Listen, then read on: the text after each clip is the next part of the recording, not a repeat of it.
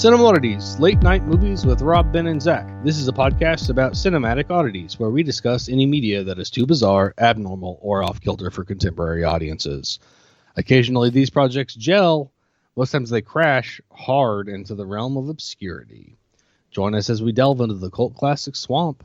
I'm Ben. And if I throw a dog a bone, I don't want to know if it tastes good or not.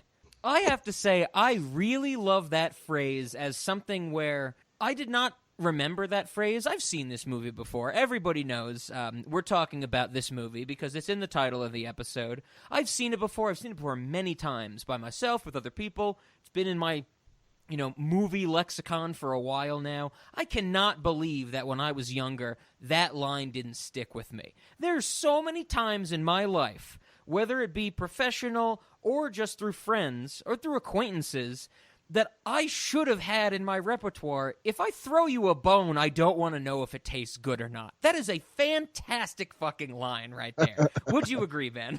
I do agree, and the line has always stuck out to me when watching the movie, but I'm surprised it never occurred to me to use it myself. Right? Yes. So with some of the other goofball lines that have stuck, like I know in the Miss March episode, you said, Ben, you were like, I always like to say, haha, stupid firemen can't turn their trucks around. Why did that one go into your repertoire and this one didn't? What is wrong with us as a species? Seriously. We're homies, bros. We're homies, bro. Lock it down, which is not even correct. Yes, exactly. Lock it up. Yeah, lock it up for some reason. I don't know why lock it down is what I always. But anyway, so I have to agree that is one of the many quotes of this movie that I should be repeating almost daily, and I'm not. I'm with you, and I'm so glad that we chose to do this. I mean, it actually goes back to when we did the Crank episode where we mentioned Snatch, we mentioned Guy Ritchie and stuff like that, and we talked about how much we loved that movie back when we were younger. But I think in that episode we both said we had not seen it for a very long time. We didn't give any specific time frame or anything. I think for me it might have been about before I moved to Colorado, so that's at least 7-8 years ago type of thing. I don't know when the last time you saw it was, but I know I watched this a lot when I was younger, and I'm so shocked once again that I didn't maybe this is the most, toxic masculine thing I've ever said. I'm surprised I didn't learn more from this movie.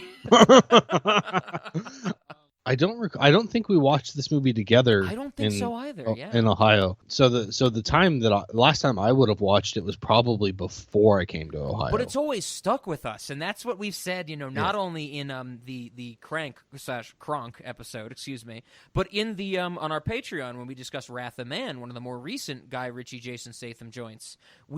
I know we were all like, Snatch is great, Snatch is awesome, we love Snatch, and it just turns out that we've just been keeping this thought in our head for 10 plus years, Well, it doesn't hurt that Snatch is so close to a word that I use for vagina. So whenever I'm like, I love Snatch, it just feels right. Well, that was going to be my question, Ben. I don't know if you've picked up on this pattern we've been doing, but Crank was Kronk, Mechanic was Mechanic, so Snatch has to be vagina. Ain't that correct? I would go with Snooch, I guess. But Snooch. I was also going to say sniz, referencing the South Park episode where Hillary Clinton has a snoof up her sniz, or whatever that episode is from season 7 or something like that. No, I don't think that we can denigrate Snatch in that way. I think Snatch deserves the name it was given. I am 100% in agreement because. Still, to me, I mean, if you say the word Snatch to me, of course context clues exist, but I have still very much, first and foremost, equate it to this movie ever since I've seen it, back in the day. And we'll get into our history a little bit more, how we found this and how many times we watched it and stuff. But I really do. I still, in my day-to-day life, I like the word, I snatched it out of your hands, or I snatched that, or something like that. I use that as a non-sexual term. I'm just reminded of the boss I had in high school. I was like, "Hey, Gabe, have you ever seen Snatch?" And he looked at me and said, "I don't watch porn." And Ben's response was, "No, in real life, man." Have you ever seen real snitch? Okay, okay. So I figured I'd get that joke out of the way. You're absolutely right. Snooch would be the closest thing, but even snooch is not. Tainted's not the right word. When you say snooch, I think of Snoochie Boochies, from Jay and Silent Bob. So this might be. Oh wow, we're breaking new ground. The third in this Jason Statham series that we don't fucking say the title in a goofy way. Oh no, this is Snatch. We're talking Snatch. I wanted to just run through before we get into our big thoughts on this movie, our history and all that stuff. I know we have a lot to talk about, Ben, not only with this movie, but with Statham, with Guy Ritchie. This is going to be the first main feed Guy Ritchie movie, which I'm really excited about. I just wanted to say that I was really close to, at the start of this episode, after you introduced yourself, I was going to do what I very rarely do, tweak a line from this movie to make it fit into the formula of when I introduce myself. And I was going to say, after you introduce yourself, respond with, and I know Ben was really named after a famous 19th century ballet dancer. That's the first note I have written down for the entire movie. Well, that's not true. Is that Tommy? Yeah, Tommy's named after the ballet dancer. He likes to tell people he's named after a gun. The gun, yes, absolutely. Yeah. We're going to get to it, and maybe this is the way to set the stage. There's these other lines I really love. There's actually 3 out of the 6 I had written down were from Dennis Farina, one of my favorite actors ever, who plays Cousin Avi in this movie. I had written down, I don't like leaving my own country, Doug, and I especially don't like leaving it for anything less than warm, sandy beaches and cocktails with little straw hats. And I also really like his later on in the movie when I think the character's name is Rosebud is shot type of thing in an off-camera thing, and he goes, I'm going to get you to a nice Jewish doctor. Looks at Bullet Tooth Tony, find my friend a Jewish doctor. I think he even says, find my friend a nice Jewish doctor. Oh, he repeats nice. Oh my God, that's great. And then I have the other one, the third one is, I'm not looking for Vegas. I'm not looking for legal. I'm looking for Frankie fucking Four Fingers.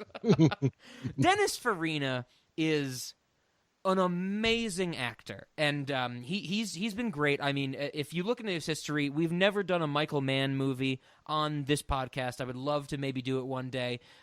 Ben, I actually posed to you we cover a Michael Mann movie once, and you shot it down because I said I only want to do the first minute of it.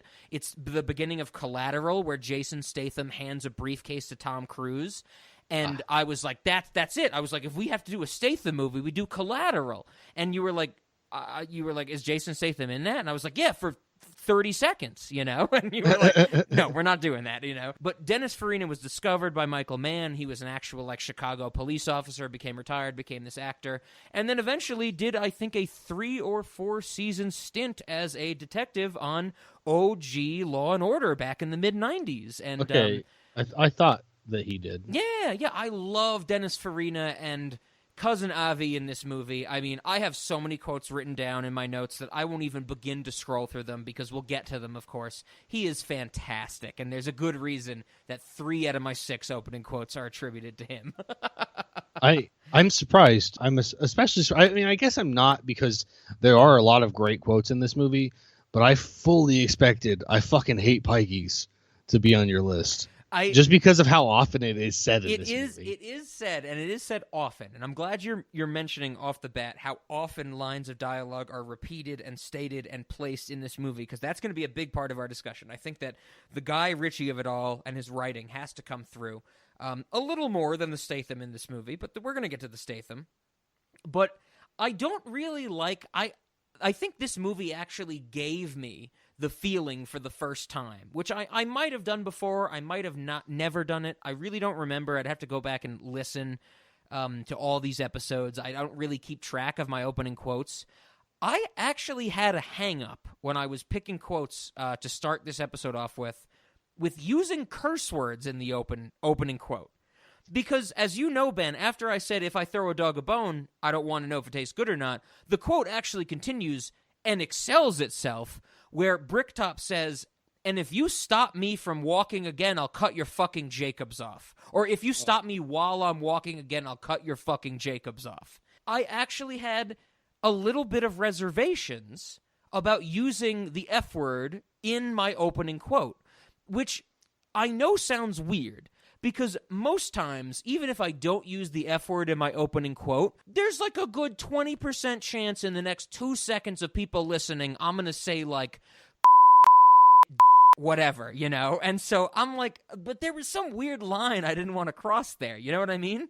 Okay, yeah, I find it strange, but I'm picking up what you're putting down. You are absolutely right. I fucking hate pikeys gets said to great extent. So we're setting the stage. This is a great overture. I think, though, correct me if I'm wrong, and please push back on me, Ben, out of all the things we have to talk about this movie, Jason Statham, the topic of this series, I think he's kind of the thing we can just get out of the way. We have the least to say about him now. We did his career for like an hour in the Kronk episode. We did his like action man performance in the Mechanics episode, or as you say, the I don't know. Mechanic. Yeah, I can't even pronounce it right because you're pronouncing it wrong. You know, that type of thing. Like Bolshevik. But now, I mean, sure, we should talk about his performance, of course, but I think that goes with the movie. I think that our thoughts on Snatch and Guy Ritchie are going to supersede the Statham. Do you feel the same way, or do you have any big takes on Statham in this movie? No, you're probably right. The one thing I really think that sticks out in this is what this is this Statham's first movie? This is his second after movie. Lock, Stock, and Two Lock, Smoking Stock. Barrels. Okay. Yeah. Statham has an incredible amount of speaking in this movie, whether it be narration or on screen. And I would say that he does a fantastic job of being British. That was good. You caught me off guard there. Off guard there, governor. You know. But yes, of course, the opening of the movie, he goes, "Oi, governor, my name's Turkish. Six bong," you know, right? At least our schools aren't Call of Duty. No, in all honesty, I love his opening monologue. The literal first line of the movie is, "My name is Turkish." That's insane. Right. And he follows it up with, "What do I know about diamonds? I'm a boxing promoter, you know?" And I used to be a happy boxing promoter. Yeah. And you are... Okay, let's do it. Before we get into this whole movie, let's get the Statham out of the way, because we're in the Statham series. We need to devote time to him. I'm sure as we go through more of the movie, we'll hit on him. But I figured, as we mentioned at the end of the Mechanics episode, we should discuss the fact that as Jason Statham has become a bigger movie star in America, of course, I think that qualifier is important, as he's become Action Man 101, basically, one of his biggest criticisms that we talked about in Crank and in the Mechanics is that he is kind of depthless and emotionless, and he is very surface level, and he's a glorified stuntman. I know we talked about that in the Crank episode, which with his thoughts on stuntmen. And I'm actually really glad to get to one of his earlier performances where he is Guy Ritchie's muse. He's Guy Ritchie's, you know, guy, which is stupid to say, but, you know, everybody knows what I'm saying, you know. I have to say, Ben, I was really watching out for it. I wanted to get a finger on the pulse of Jason Statham's performance in this movie. I think he is incredible. I think he is doing exactly what the movie is asking for, and I think he's doing it well, and I think he is pulling off every single moment that is, you know, necessitated towards him. I think that anybody who says he is a depthless or emotionless actor has never seen this movie. I think if you want to complain about Jason Statham as an actor, you should complain more about the roles that people are paying him hundreds of millions of dollars to be in. If you gave him a serious role tomorrow, I think he would be able to pull it off. What do you think? Push back? Agree? Your thoughts? No, I totally agree. His performance in this is fantastic. His delivery is there's emotion in it. His his choices, what he's doing with his face, and in like the scene where Tommy and him are about to walk into the situation with Bricktop, and they're basically dead, and Tommy's like, "Why aren't you more afraid?" Like that whole scene is phenomenal. I really was surprised at his ability to pull that off, and also surprised that it was so early in his career that he was able to do it. Absolutely. And I'm really glad you mentioned that scene about, you know, when that scene, and also mentioning his facial expressions, because I think And this is something I actually don't know if you and I have talked about before, Ben, but in 2000, when this movie came out, early 2001 when it came out in America, there was a slight delay, that type of thing. Some of the history, I want to get to that, about how this crossed over to America. But I think that most people who criticize Statham as an actor in this day and age, in our contemporary, modern day and age, and I would say that being 2023, of course, but even back to 2016 when the Mechanic Resurrection came out, I think that we have lost, as a culture, critically, the understanding critically of what micro expressions are. I think that there is a big thing about old school acting, and hear me out, Ben, because this is something, like I said, I don't think we ever talked about. I think that back in the day, there was so much that could be done with an actor's face. And an actor having micro expressions. What I mean by that is, sure, an actor can be scared and, slap their hands to their cheeks and go, ah, like a Macaulay Culkin in Home Alone with the aftershave type of thing. And that's a macro expression. But micro expressions have always been important to acting because we as a species understand how other people's faces work to some extent. Maybe it's not always a one-to-one translation. We always have, though, some filter and understanding of how other people's facial expressions make us feel. And I think that when Jason Statham became Action Man, every critic was like, he's emotionless, he's blank, he's nothing. And when I watched this movie, and now giving me thoughts back to Crank, well, maybe not so much Crank, but the Mechanics, I'm like, no, Jason Statham has a face and knows how to use it. He knows his micro expressions. And this movie is a masterclass of Statham in micro expressions. Because Statham is in a world of gangsters that can never show emotion, because emotion, or I should rather say, change in emotion, is weakness.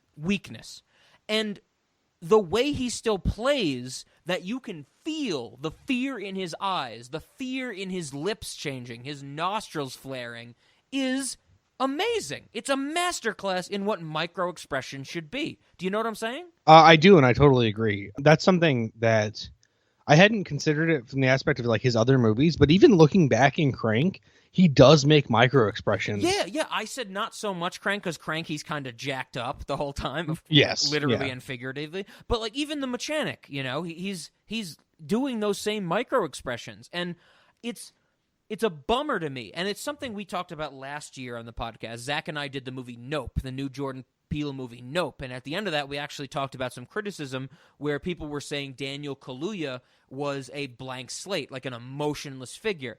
And Zach and I both disagreed with these criticisms and saying, no, the way he blinks makes you think of things. And that led me to say that I think most critics these days, and I would actually like to pick your brain on this, Ben, have institutionalized autism, where they are so used to gigantic, overreactive YouTube videos that if somebody has a twinge in their face, it's written off as not getting as much sleep as they should have. That you need somebody to literally pull their hair out, eyes go wide, scream, to think, oh, are you afraid? No, micro-expressions are still the most important thing to us as a species, and to acting, I think. One of the most, of course. So, one thing about this, and I can't speak too much to what has influenced critics recently, but one thing that comes to mind about this is that when you're giving a stage performance, people aren't actually close enough to see your face. Yes. Most of the time. That's where it needs to be bigger, is what you're saying. So you have to do very exaggerated motions. Yeah. That's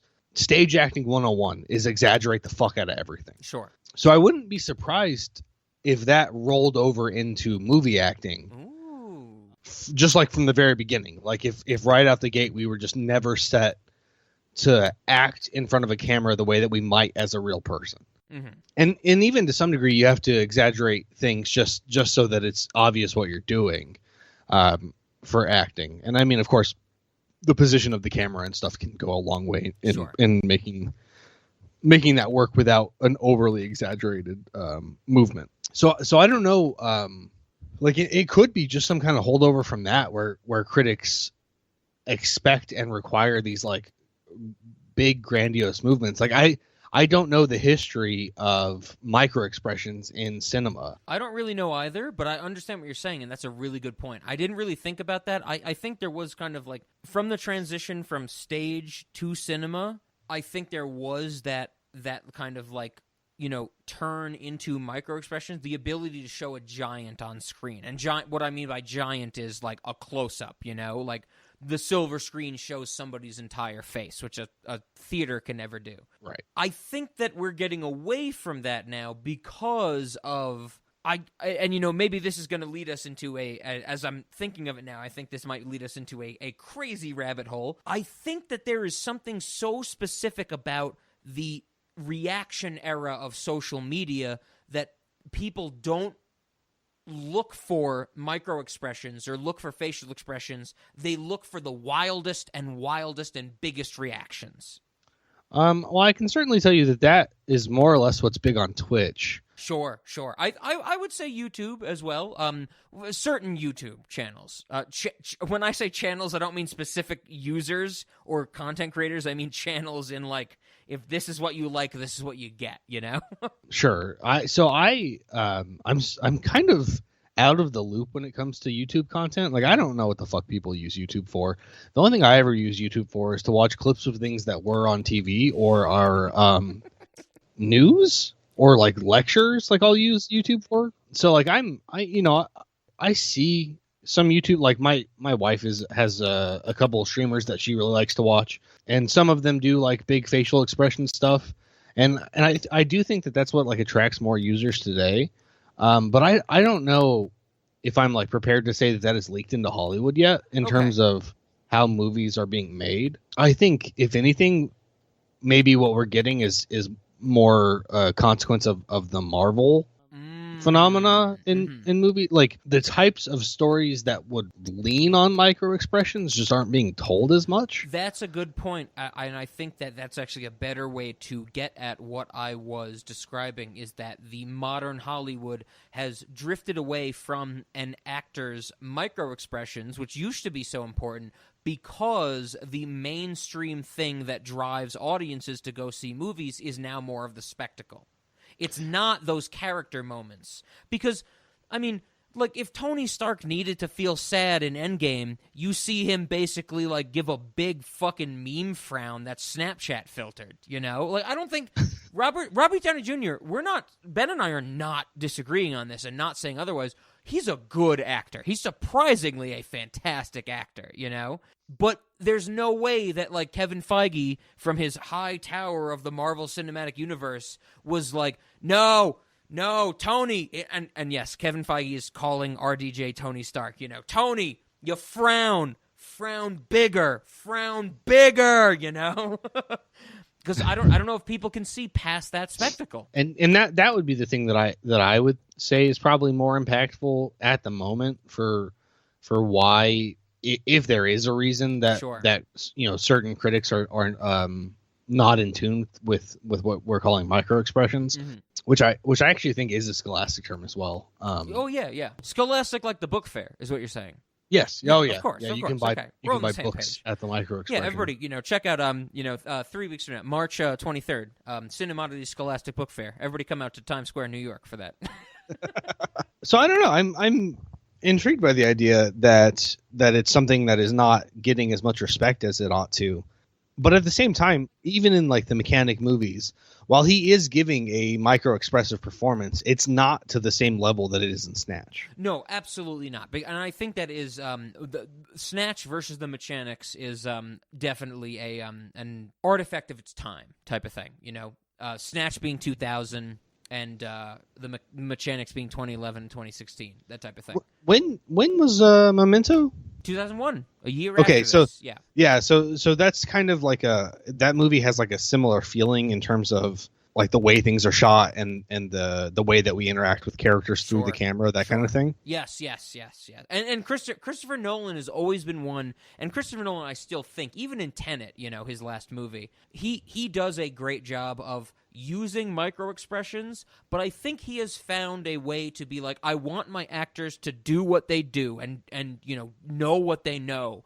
But when his characters have micro expressions, Christopher Nolan will be like, oh, Is your eye twitching? Is your mouth twitching? I'm going to make sure that is the close-up shot, you know? He's like, I'm going to make sure the audience knows that you're having a micro-expression. Yeah, to some degree. I mean, you have to have the camera focused on the right thing for that to come across as intentional and not be misconstrued as, you know, what you were saying earlier, being too sleepy or something. Yeah. I think that's a thing of our time. I think that, you know, I actually mentioned to Ben before this actual recording that I was watching some musicals and stuff like that. I watched All That Jazz, the Bob Fosse movie, Bob Fosse making a movie about his life, that type of thing. And that movie blew me away.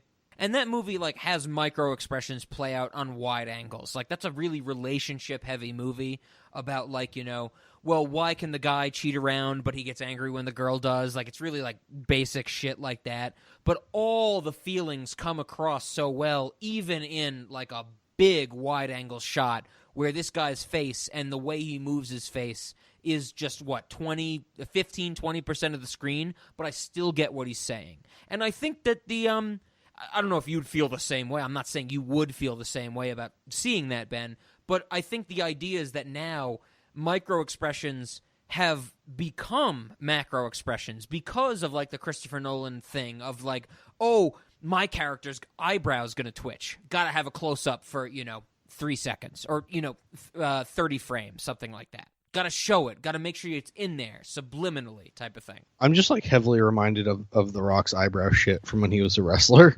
Okay, well, I'm very glad you say that, because not only does that play into what we're talking about and how pronounced the eyebrow of The Rock was and how every fucking kid in my, like, 4th and 5th grade class was doing it back in New York, when it was popular.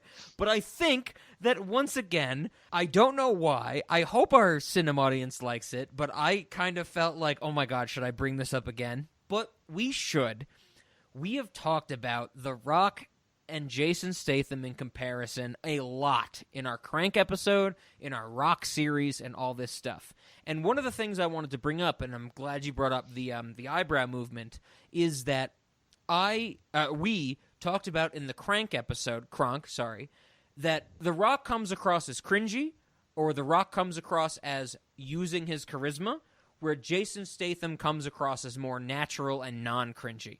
I actually had the thought Jason Statham is directly delivering comedic lines in this movie.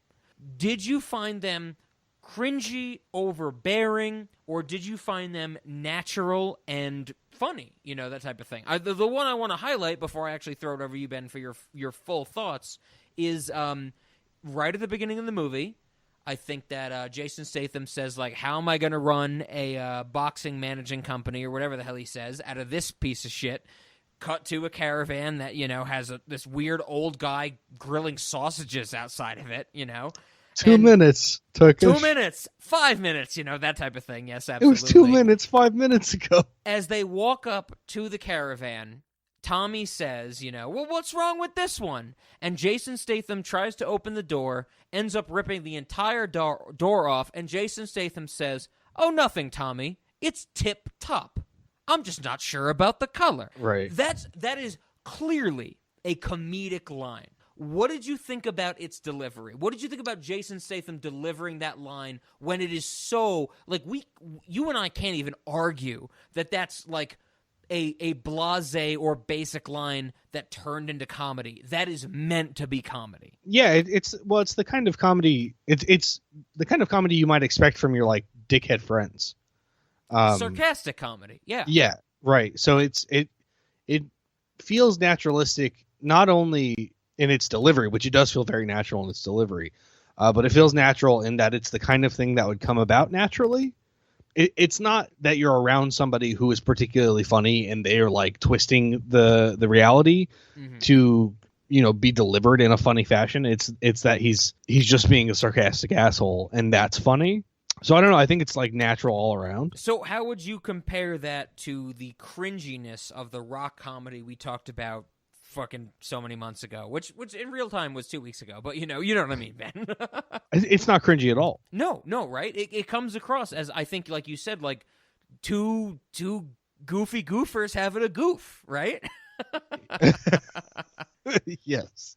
So I think that that's what I wanted to hone in on more as we're continuing to talk about Statham's performance is that even when he's given something comedic, and I know that's what I talked about in the Crank episode, in the Mechanics episode, I talked about the fact that even if he is given something comedic, it's comedic only because of what we know about the universe. So when he's funny in Crank, it's because he's the one who's like, literally, I have no idea what's going on with my body. I got to deal with this. And like the universe creates the comedy, you know? Mm-hmm. Same thing with the Mechanic. When he's dry and witty in the Mechanic, which is very rare in those two movies, you know? That wasn't even really a talking point for us when we discussed the Mechanic movies. This is the first time we're talking Statham where he is given a comedic line. And I think that there is something special to be said about him where he doesn't give it charisma. He doesn't give it any extra spice. He doesn't try and spice it up or something. He doesn't do any hand movements. He keeps it witty and bland. And maybe that's the Britishness of it, but that is also what I love about it in comparison to The Rock, who tries to fucking be like, you know, oh, you gave me a comedic line? Well, if you gave me a comedic line, I'm going to try and give you an advertisement for my tequila brand at the same time. And it's like, shut up, you loser. Do what you're told to do. You're an actor. Well, we all know somebody who has been in the process of telling you a story and they get to a point where to them, for whatever reason, whatever they have said is funny and they expect you to laugh. Ben hesitated at the start of that sentence because it was like, we all know somebody. Rob. Okay. Please continue. And I can personally say that for me, there are few things that are that socially uncomfortable. Sure. When I know that somebody expects me to laugh. And I don't know why. Could I give you an example of one thing I think is... I agree with you, but could I give you an example of one thing I think is fully socially more uncomfortable? Sure. Singing at retail workers. Oh. Okay, yeah, also going into full song during a dinner date. Yeah, there are things. Yes. Okay, just wanted to say that. But no, you were absolutely right that if that happened, it'd be like, oh, I get you're trying to be funny, and you realized kind of like half a second too late that you weren't funny, so you tried to double down to make it funny, right? Well, either that or it's like sometimes it's like I've definitely experienced it with people who are really well versed in a particular topic, and they make a joke that makes sense in that topic, and I'm just like, I don't know what the fuck you're talking about. Cue back to what? 8 years ago, where Ben and I were at a Wendy's, and I was yelling at Ben many things, and I thought I was funny, and Ben literally looked me in the eyes and said, Rob, it's exhausting being your friend. Hey, cue 8 years later, we're still doing this, so that's right. Hey, there's hope for all of you losers out there. No, but I totally understand what you're saying, Ben, is that that there is some level, to bring it back to Statham's performance, that there is no, like, requirement of him to get validation or feedback to what he's saying. And I think that's what's set up early in the movie with him and Tommy. Him and Tommy's dynamic in this movie is that they play like brothers. Statham's the older brother, Tommy's the younger brother, and you know they're riffing each other's chops. They're goofing each other goobers, that type of thing. Yes, and that's exactly right. Is that Statham's delivery requires nothing from me. Exactly. Whereas maybe The Rock's delivery and I think feels like it wants something. I'm so glad you put it that way, because that goes back to what we said in the Crank episode, is the idea that, you know, The Rock has baggage. And even if Jason Statham in 2000 had done only one movie prior to this, had been this weird market salesman / model in 2000, we're watching it from the 2023 lens now. Statham still has no fucking baggage. Right. The closest thing he has to baggage is that we know he plays certain types of movies. Yeah, sure. And that's it. And that's pretty phenomenal. While he has been typecasted, kind of. Sure. Kind of. He doesn't have that persona of someone that has to be lived up to and that has to be, ego stroked every time you see him. I am so glad you used the word typecast for Jason Statham, because that is something that you just hit a nerve in my brain, because that's something we haven't talked about yet. Jason Statham has, yes, very much been by the definition of the word typecast. But there is some weird thing, some weird medium. Literally, I'm talking medium as in between small and large, not medium as clairvoyant or anything. That Jason Statham is allowed to play these roles of, like we talked in the Crank episode, hitman, assassin, killer, whatever, but he's allowed to do them in his own way or his way. I think of, the fact of other people that have got typecast, like a Bruce Willis, for example. After Die Hard, everybody was like, Bruce Willis, you're a cop that doesn't play by the rules, and you gotta save the good guy. And it's like, okay, that's all I can do, Kyle MacLachlan was typecast after Twin Peaks, where Twin Peaks, he was like, you're the FBI agent that does his job well and plays by the rules, that type of thing, Mm-hmm. Jason Statham, they're just like, you're typecast as a hitman, but you do you, because you can clearly make this better than whatever the fuck we thought about, Well, Jason and Statham is this grand typecasting. Jason Statham might have perfected typecasting. May I it's go almost so like far?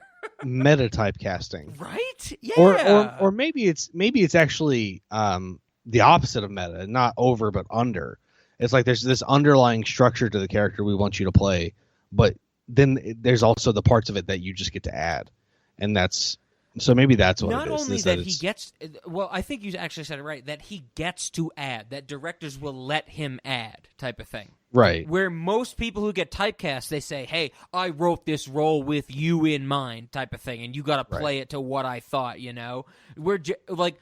There's actually a really great distinction, which I have never thought about until now, which I think you and I are unlocking, Ben, is the fact that, like, Jason Statham, they're like, we have this idea, can you help us with this character? Where most people who get typecast, they go, we want you, we wrote it for you, The example of, the contemporary example I think of is Aaron Paul. After he did Jesse in Breaking Bad, everybody was like, okay, you're going to be this goofy goddamn goober drug addict, and you're going to say bitch 17 times a second, okay? That's your job, okay? Nobody asked Aaron Paul to do or add his stuff to a movie. But I can imagine when they get fucking Jason Statham, they're going to go, hey, what do you think about this role? Do you want to add to this role? That's a whole different layer of acting that I think, once again, to make this comparison, like I did in the Mechanics episode, Jason Statham is another Nicolas Cage. Nobody can control Nicolas Cage. If you bring Nicolas Cage into a movie, you can't tell him X, Y, or Z. He's going to do whatever the fuck he wants because he's fucking Nicolas Cage and he knows what he wants to do. Jason Statham might be the same thing, but more conservative in the sense of movie roles, not politics. I'm not saying that Jason Statham's, against Roe v. Wade or anything like that. I definitely I think there's something to that Jason Statham, when he is allowed to, which I think should be always, he can bring something to the table that maybe they didn't expect. And he should be allowed to because of the stunt work as well, as we talked about in the Crank and Mechanics episode. Yeah. Right. Yeah, and that's something else that he can bring. He can help them with their stunt choreography and make it look, make sure that it's in his wheelhouse, but also something that he can make look phenomenal. Yeah. So I don't know. Statham while he's not like an A-list performance, I mean, and in this movie I would say maybe he is, whereas in like Crank we're not getting an A-list performance there. It's very much a good enough, if not a little better than good enough performance. Yeah. Mixed with the kind of skill and talent that you want to let breathe. Absolutely. And that's why I think, because whether or not next week we do Operation Fortune Rouge de Guerre, spoiler alert, it's never going to happen. That might come out a year from now. Who the fuck knows? When we do one more Jason Statham, I think I'm going to push hard for it being Revolver, the other Guy Ritchie movie, because I think Jason Statham literally is that's his best performance. He's acting to the nines, Okay. And so I cannot wait to talk about that. I mean, I've only seen Revolver once. I know, and it wasn't your Yeah. It was with me, and I remember at the end of it, you were like, I don't get it. And I was like, Ben, I don't fully get it either, but it's great. And I think I get it now. So, let's go. Yeah, for so that. we should do that. We should make that the We should. Right on. So, well, of course, like I said, we'll have some more Statham talk as we go through this episode. Were there any other big Statham thoughts you had about his performance, or anything like that before we get into the nitty-gritty detail of this movie? What does he know about diamonds? Nothing, because he's a boxing promoter. That's right. But you know what I think he knows about? What's The that? Germans. He Before says the that, Germans, 2 or now. 3 times in the movie? Yeah, it's at least Protection 3. from what? The Germans, Tommy? The German. That's where I'm like, Jason Statham, you're good. You're good at what you do. You're funny. Well, and then they're outside when they're outside Boris's house. He's just like, quick before these Germans come. It's Yes, I love that Yeah. repetition, and you're absolutely right bringing up that repetition, because that is going to come into play when we talk about Guy Ritchie, and I guess that's the next place to go.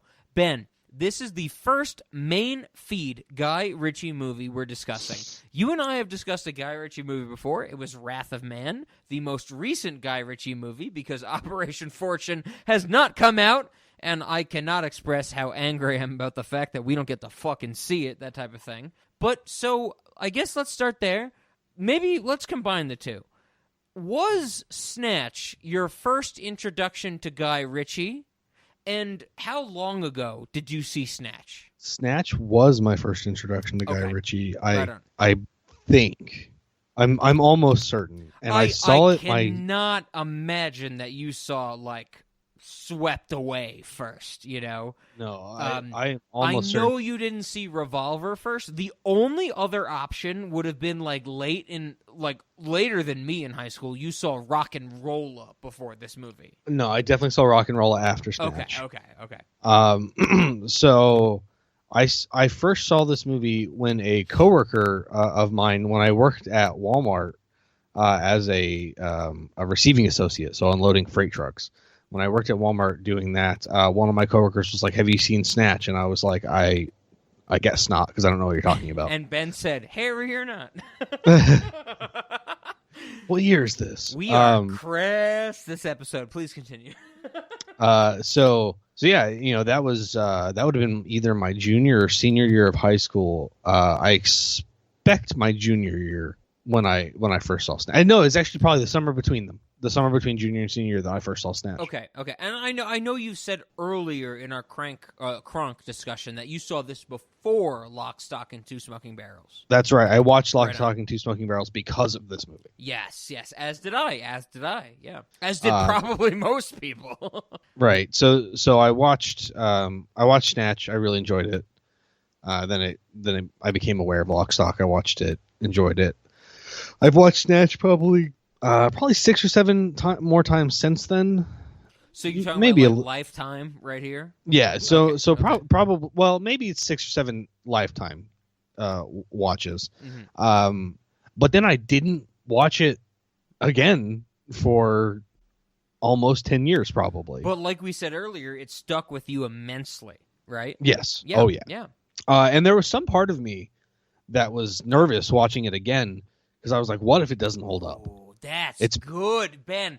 Ben, you're coming in with the hot cinematics takes. There we go. You were nervous. Okay. Now I'm on the edge of my seat. Now the cinemaudience is on the edge of our seat. Here we go. Yeah. So I come into this movie and like I said, I'm nervous. But pretty much right out the gate, we get his little monologue intro. We get to what do I know about diamonds, and I'm like, yeah, this is pretty good. I was trying to think of a comparison to when this has happened on the main feed before, and the thing that came to mind was the Henry Selick series, where we had all seen these goddamn movies like James and Giant Peach, Night Before Christmas, like all these when we were kids, and we loved them. And I was the only one who was like, no, there's a real meaning to these movies. And you, Ben, I will never forget when we didn't even have to record it that weekend. You were like, Nightmare Before Christmas fucking sucks, that type of thing. And I was like, God damn it, Ben, don't talk to me about that, But you loved it? You liked it? Loved it? Oh, liked it? yeah. Yeah. So give all the expletives you can, yeah. I think that one line in particular, and it was already growing on me before this, because this happens like maybe 20 minutes in, when Gorgeous George is boxing Mickey. Is fighting Mickey, and Mickey knocks him out, and so Gorgeous George is on the ground, and they're like, he might die, and if he dies, Tommy's dead too. And Jason Statham narrates, Tommy the Tit is praying, and if he isn't, he fucking should be. Yes, absolutely. And I was like, that's my kind of line. That's my kind of delivery. Like, I'm in. Like, I'm in for this movie. For the rest of the movie, like, I'm here. Okay, I would like to interject. Well, I want to get more of your thoughts on the movie, more of this history. I think you might have given your history completely, if there's anything. You know what parts of this movie I like? All of them? The movie parts. the parts where the screen's moving and there's audio coming out of this fucking Snatch by Guy Ritchie, and I know this is something that I don't know if it's something that like our cinema audience will latch onto, our Patreon audience will latch onto, or my followers on Letterboxd will latch onto. This is just kind of weird for me. I kind of sat down, I sat down to watch this movie for this recording 2 nights ago, and I was like, yeah, I know I liked this movie when I was younger. I know I liked the ideas of this movie. I know I liked the storytelling of this movie. And I started to come at it with this, like, Rob perspective. And Ben knows what I mean with this Rob perspective of, like, I'm going to be able to get on Ben and I's discussion with, like, a big hot take about, like, what does this movie mean? Like, what do the characters represent? I was like, this is going to be, it's such a beautiful day all over again, that this is going to be Crank all over again, that they're taking the piss out of your schools on Call of Duty, for, like, this meaning. Dude, I have nothing of that. I have no take on this movie. You know what my take on this movie is? It's fucking great. It's a fucking great example of how to tell a story. It's a fucking great example of character collision. I gave this movie 5 out of fucking 5 stars, and that is hard for me to do when I have no take on it. I don't think this movie means anything. I think this movie is just basically the urtext of how to tell a good story. Yeah, I actually pretty well agree with you in that it's very much a story about characters colliding. Yeah, and that's what happens. What it's called. I don't want you to think, Ben. Sorry to interject. I don't want you to think that I came up with that. Character collision is like a genre type of thing at this point. It is initiated, not created, but initiated in the lexicon by like Tarantino from 92 to 94 with Reservoir Dogs and Pulp Fiction. But I think, as much as I love Reservoir Dogs and Pulp Fiction, I think this is the pinnacle of what character collision can be. Absolutely, and to that point, it's actually got some similarities with Nice Guys, where it's like coincidence based at some points. Well, yes, you're right, but I think Nice Guys is coincidence to the nines type of thing. Yeah, no, I'm with you. So this is like a coincidences watered come down as a feature in Nice Guys. Coincidences come as a necessity in Snatch. Right. So, this is definitely a very good like character. I love that term. I hadn't heard it before. Character collision story. Right on. And I agree with you that it's not saying too much. It's not really teaching you a lesson about how to be. It's more of a spectacle than a psalm, a lesson. I don't know. And that's where I get why you're so, maybe not confused. I'm using confused because just of what your tone of voice was, but I get why you're so like searching for the next word, because it's not something that both of us usually feel. I mean, usually when you and I talk about anything on Cinemodities, Patreon or otherwise, one of us has the big hot take of what this movie has to mean, Right. This God, now I'm stumbling over my own words. There's no hot take to this movie. My hot take to this movie is it's a good way to tell a fucking story. Like, this is the exemplar of when I think you don't need to have a message. You don't always need to change your audience's life. And this is the thing that, is in great comparison to when you and I talk about like Anomalisa. It's Such a Beautiful Day. Even Crank. I was trying to put a great message on Crank about the action cinema genre, you know? Mm-hmm. This movie is just a great way to tell a story, and it's a great story. And hey, ain't that all you fucking need? A good tale and a good way to tell that tale. Well, ain't that gonna get you through the day at the end of the day? Ain't that what our fucking ancestors did throughout the campfire, you know? As somebody who is story-oriented, absolutely, that's what I want, is a good story. In terms of the delivery or like how the story is told, I do have to say there's something very interesting about Jason Statham narrating very much so what he feels like is his own demise. Yes. Yes. And then it just turning around and you know, Mickey the Pikey saves the day. I think the best exemplar of what you just said is why I love this movie so much, is that Jason Statham is narrating the fact that he's like, well, we're fucked. We got to get out of the country. We got to do whatever we can to escape Ricktop. So I'm going to go back to the office and find my safe behind the painting. And he lifts up the painting, and he goes, something's not right about this. And goes to make some tea, drops the sugar, and it's like everybody's there behind him. And he goes, fuck, you know, that type of thing. Yep. There's something so beautiful. And, you know, maybe the cinema audience and my Letterboxd viewers, who are the cinema audience as well, they might not agree with me with. I think that just a pure story, even if you have no grander scale thing to say, the way you tell a story can make that story better than anything else that's ever been told. And I know we talked about this in Wrath of Man, Ben. I think very specifically, you and I in the Wrath of Man on Patreon talked about the fact of, like, does the way a story is told or how a story is told, does that influence how important that story is? And we agreed. We said yes. I think that even if a story has no meaning, the way it's told can give it something just innumerably creative, can give it legacy that cannot be encompassed by anything else. And I think Snatch accomplishes that. Well, so here's, like, with stories, the thing is that historically humans use stories to teach. Yes. Like, that's one of the main things that stories did. Whereas now stories have become, well, and that's not even entirely true, because there's this whole other section where it's like humans back then had a lot of time that they couldn't be productive because they hadn't mastered electricity. Yeah. So, like, when the sun went down, it was damn near like, you better be sitting around the fire. Yep. And you better not be too far from home, etc. So there was a lot of time for stories that taught you things, but there was also a lot of time for stories that were just damn good stories, damn good entertaining stories. And so this really might be we really might be touching onto like the second kind of story that was incredibly important in the history of humanity. I like that take. Okay.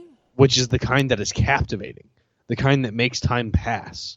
More or less a time machine. Are you saying in some sense, time machine is a great perspective, and I want you to expand on that, but are you also saying, you know, I think something we talked about with the editing of Guy Ritchie before is that the visual nature of how we intake stories has now created a new avenue that we have never experienced in our whole species. Well, yeah, of course that's true, but I was just talking about it from the perspective of you know what stories are to people. Okay. But now from the entertainment perspective and from the time machine perspective, obviously cinema or the screen makes that something that we can achieve in a way, I would say, to a level beyond what we could achieve before it. And what I mean by time machine, I think of a time machine as something that moves you through time without you experiencing that time. Sure. And so I think that everybody had. Well, I hope everybody has. I'm about to make this a little sadder than it needs to be. Everybody has one time machine in their house, and that's their bed. You lay down in bed, you wake up 8 hours later, and time has passed without you experiencing it. I thought you were going to say everybody has a time machine accessible to them. It's watching everything everywhere all at once. 2.5 hours will go by like 10 minutes. Okay. Yeah, well, that too. If you can afford everything everywhere all at once, you should buy it and watch it. But no, so I think that there's something incredibly important historically to the story that is just for entertainment's sake. Yeah. Especially come the time of the night where it's like maybe I'm too tired to learn lessons, but I'm not quite tired enough to sleep yet, and now it's time to fucking get entertained until I fall asleep, that kind of shit. So I don't know, like historically I know that the use of stories as ways to teach people lessons and things that people learn from, and why that makes stories so captivating is well studied. I don't know if there's any study on the entertainment aspect. Okay. And I feel like maybe we could be touching on to something that has been overlooked, which is that there was also a great need for time to pass until the sun came back up. The like prehistoric important or the early man importance of a story that could entertain you. Oh yes, and, okay, that's where I was tied you over to sunrise, or until you sleep, because that's the main thing. So it occurred to me, it's like I remember when I was younger, there was always like this kind of group of like pseudo intellectual people who would just be like, oh, you like that like mindless entertainment drivel, and I think that this is just another one of those situations where it's like, okay, you can criticize liking mindless drivel, but if you look back on it and like if this importance does exist in our past, in our history, it's like this is just another situation where your disdain for what people like is just short-sighted nonsense. Yeah. It's like it's just a way for you to feel superior when in reality it's like, okay, well maybe you like this stuff that is more heady because you're not busy living your life enough. Aren't we also talking about the importance as an impact type of thing? It's like maybe we don't always need an Anomalisa or an It's Such a Beautiful Day to impact us. Maybe sometimes a good story and a good story being told in a good way is just as impactful. I think that was something that really hit me with this viewing of Snatch, where I usually come in with these thoughts of like, oh, Ben, I have a big take. Like even I tried to do in the Crank episode, I was like, is this a satire type of thing? And you were like, Rob, shut up. This is just a goofy, fun action movie. Stop it, This is a goofy, fun action movie, and I will stop it. Thank you. No, I totally agree, and I guess what I was getting at is that this value to humanity is probably something that's long lived. It's probably something that has been around and been important to us since our ancestors were sitting around campfires without electricity. Yeah. The way, and I know you said it, which I might have mentioned earlier, but the way you said it in our Wrath of Man episode is, I think, very apt, is that, a story is a story, but the way you tell that story is everything. The way that you encounter and wrap that and ensconce that audience into your story is what makes it meaningful, for sure. Right. You have to, if you're just telling a story that isn't also immoral, and I mean, probably even if you're telling a story that is immoral, because you need people to listen till the end. Oh, it's like yeah. You have this to make whole them movie is Call of Duty, of course. You have to make them feel like they're part of that world enough to stay with you. Absolutely, yeah. And that's what being compelled by a story is. It's like I'm part of this now. I'm part of this, and I need to see it through. It wraps you up. It makes you feel like a person in that universe. It makes you feel like an observer, if nothing else, of course. I mean, some great movies make you feel more than an observer. But this is just one of those examples where just to reiterate, I have no big take on this movie, Ben. I don't think it's about X, Y, or Z. I think this is just a great story told by a great storyteller. Mm-hmm. And I agree. To that point, like this movie is like chock full of good scenes as well. Okay, I'm glad you say that, because I think that's where the next natural extension is, because I'm somebody who usually likes to come in with these hot takes, and I know I did in the Crank episode, And I didn't do it in the Mechanics episode because that fucking color-coded map of the world's arm dealers' market share just changed my worldview, okay? I get that, But remember, in the Crank discussion, I was like, is this satire? I was like, is this saying something? Let's get into the fact of this movie not saying anything, just being a good story.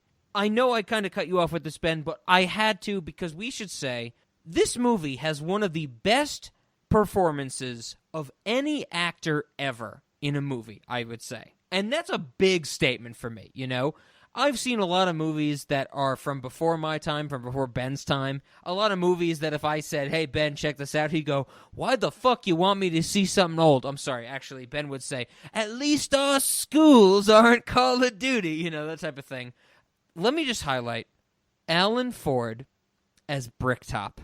Is this not one of the best performances ever in a movie, period?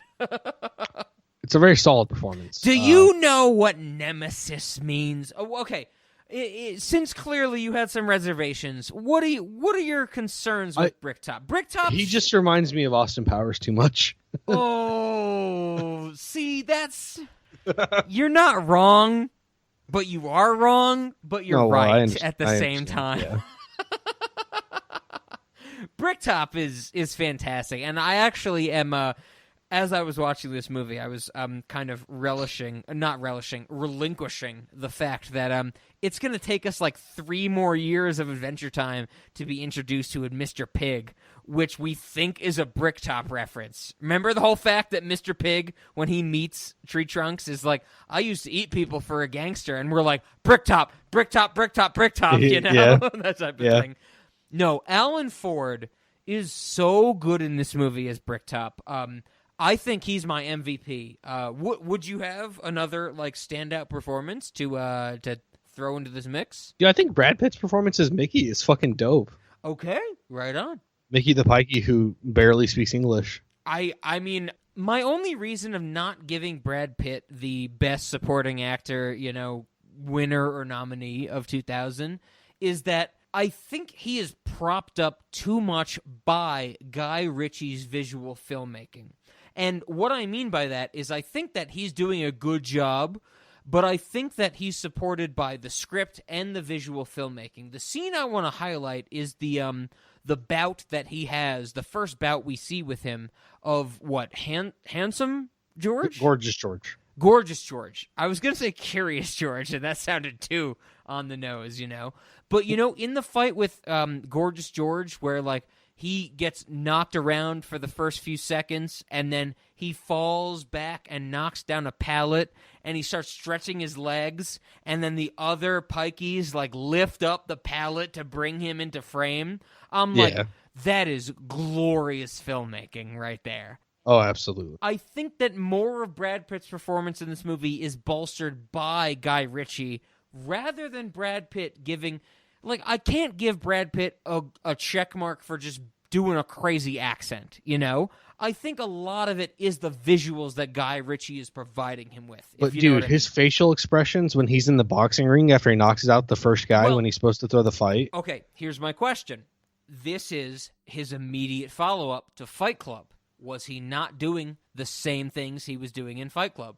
I don't recall a scene in Fight Club where he's just, like, chuckling at the fact that he knocked out this guy in one hit. I can recall an exact scene. Oh, is that at someone in Fight Club? Yeah. Okay. Well, maybe it is. I don't know. I haven't seen Fight Club in probably longer than it's been since I've seen this. While we're on this topic, I had this thought during watching this movie. I was like, is this Brad Pitt's immediate follow-up to Fight Club? No, it's not. There's one movie between. Ben, could you guess what movie Brad Pitt has a cameo in, a very brief 2-second cameo in, that is between Fight Club and this movie? And I'll give you this extra hint. It was covered on our Patreon, and it involved puppets. Oh, the John Malkovich. Yeah, being John Malkovich. He's in that for literally 2 seconds. Okay. That is the only credit he has between Fight Club and this movie. Nice. I agree with you. Brad Pitt is fantastic in this movie, but I think he's a better dialogue performer than a physical performer in this movie, because his physical performance just relies on him being, like, you know, slapped across the face, like, and while like a song plays type of thing. Sure. I mean, a lot of his performance is in his boxing, but like there's even the scene where, you know, his mom's camper is burning down and his friends are holding him back. Well, that's one of the best scenes in the movie. That I cannot disagree with you. That is a fantastic moment. He is showing, once again, I think that is a micro expression scene that is moved into macro expressions because of the camera work, for sure. Well, some because of the camera work, but there also are macro expressions present, and in the way that he's like flailing his arms while he's like trying to go run to the camper and stuff. Sure. When I say macro micro expression, I'm talking about the face. The hands can do whatever they want. Absolutely. Yeah, okay. So like he's giving a macro and a micro performance at the same time, which is what should always be happening, probably. I actually am so glad you bring up that scene, because I think that scene is not only a stratospheric performance from Brad Pitt, also a stratospheric performance from Guy Ritchie, but I think that is where the cinematography of this movie lies, is the fact that when we get that scene, you have no shortage of cutting back and forth from Brad Pitt's perspective of just full-on burning caravan, cut back to people holding him back of the head, like third person versus first person. Like, they go back and forth. And I think that's what I was saying about, I have no hot take about what this movie means. This is just the best way to tell a fucking story, is that they're giving you every level of depth that you need, and they're making sure you don't forget what depth you're at as the viewer. That's an interesting way to think about it. I think I am picking up what you're putting down. That is a very fine scene to highlight that the fact that we jump back and forth between the different perspectives that allow us to feel what Brad Pitt's feeling, but then also to see it from the outside and look at it as like, oh shit, that dude's mom just got murdered. It's this like double down of the fact that, you know, the audience is not only just viewing this from the third person, from the outside, but they should also be the characters, that type of thing. I think something very similar in a much more goofy way is one of my favorite scenes in the movie is when Cousin Avi is talking to Freddy Four Fingers, Benicio del Toro. Frankie Four Fingers, yeah. Sorry, Frankie Four Fingers. I'm thinking of Freddy Got Fingered, you know? But the fact when they're talking on the phone, every time this is like in the first 15 minutes of the movie, every time it cuts back to Benicio del Toro at the tailor's, he's in a different fucking outfit.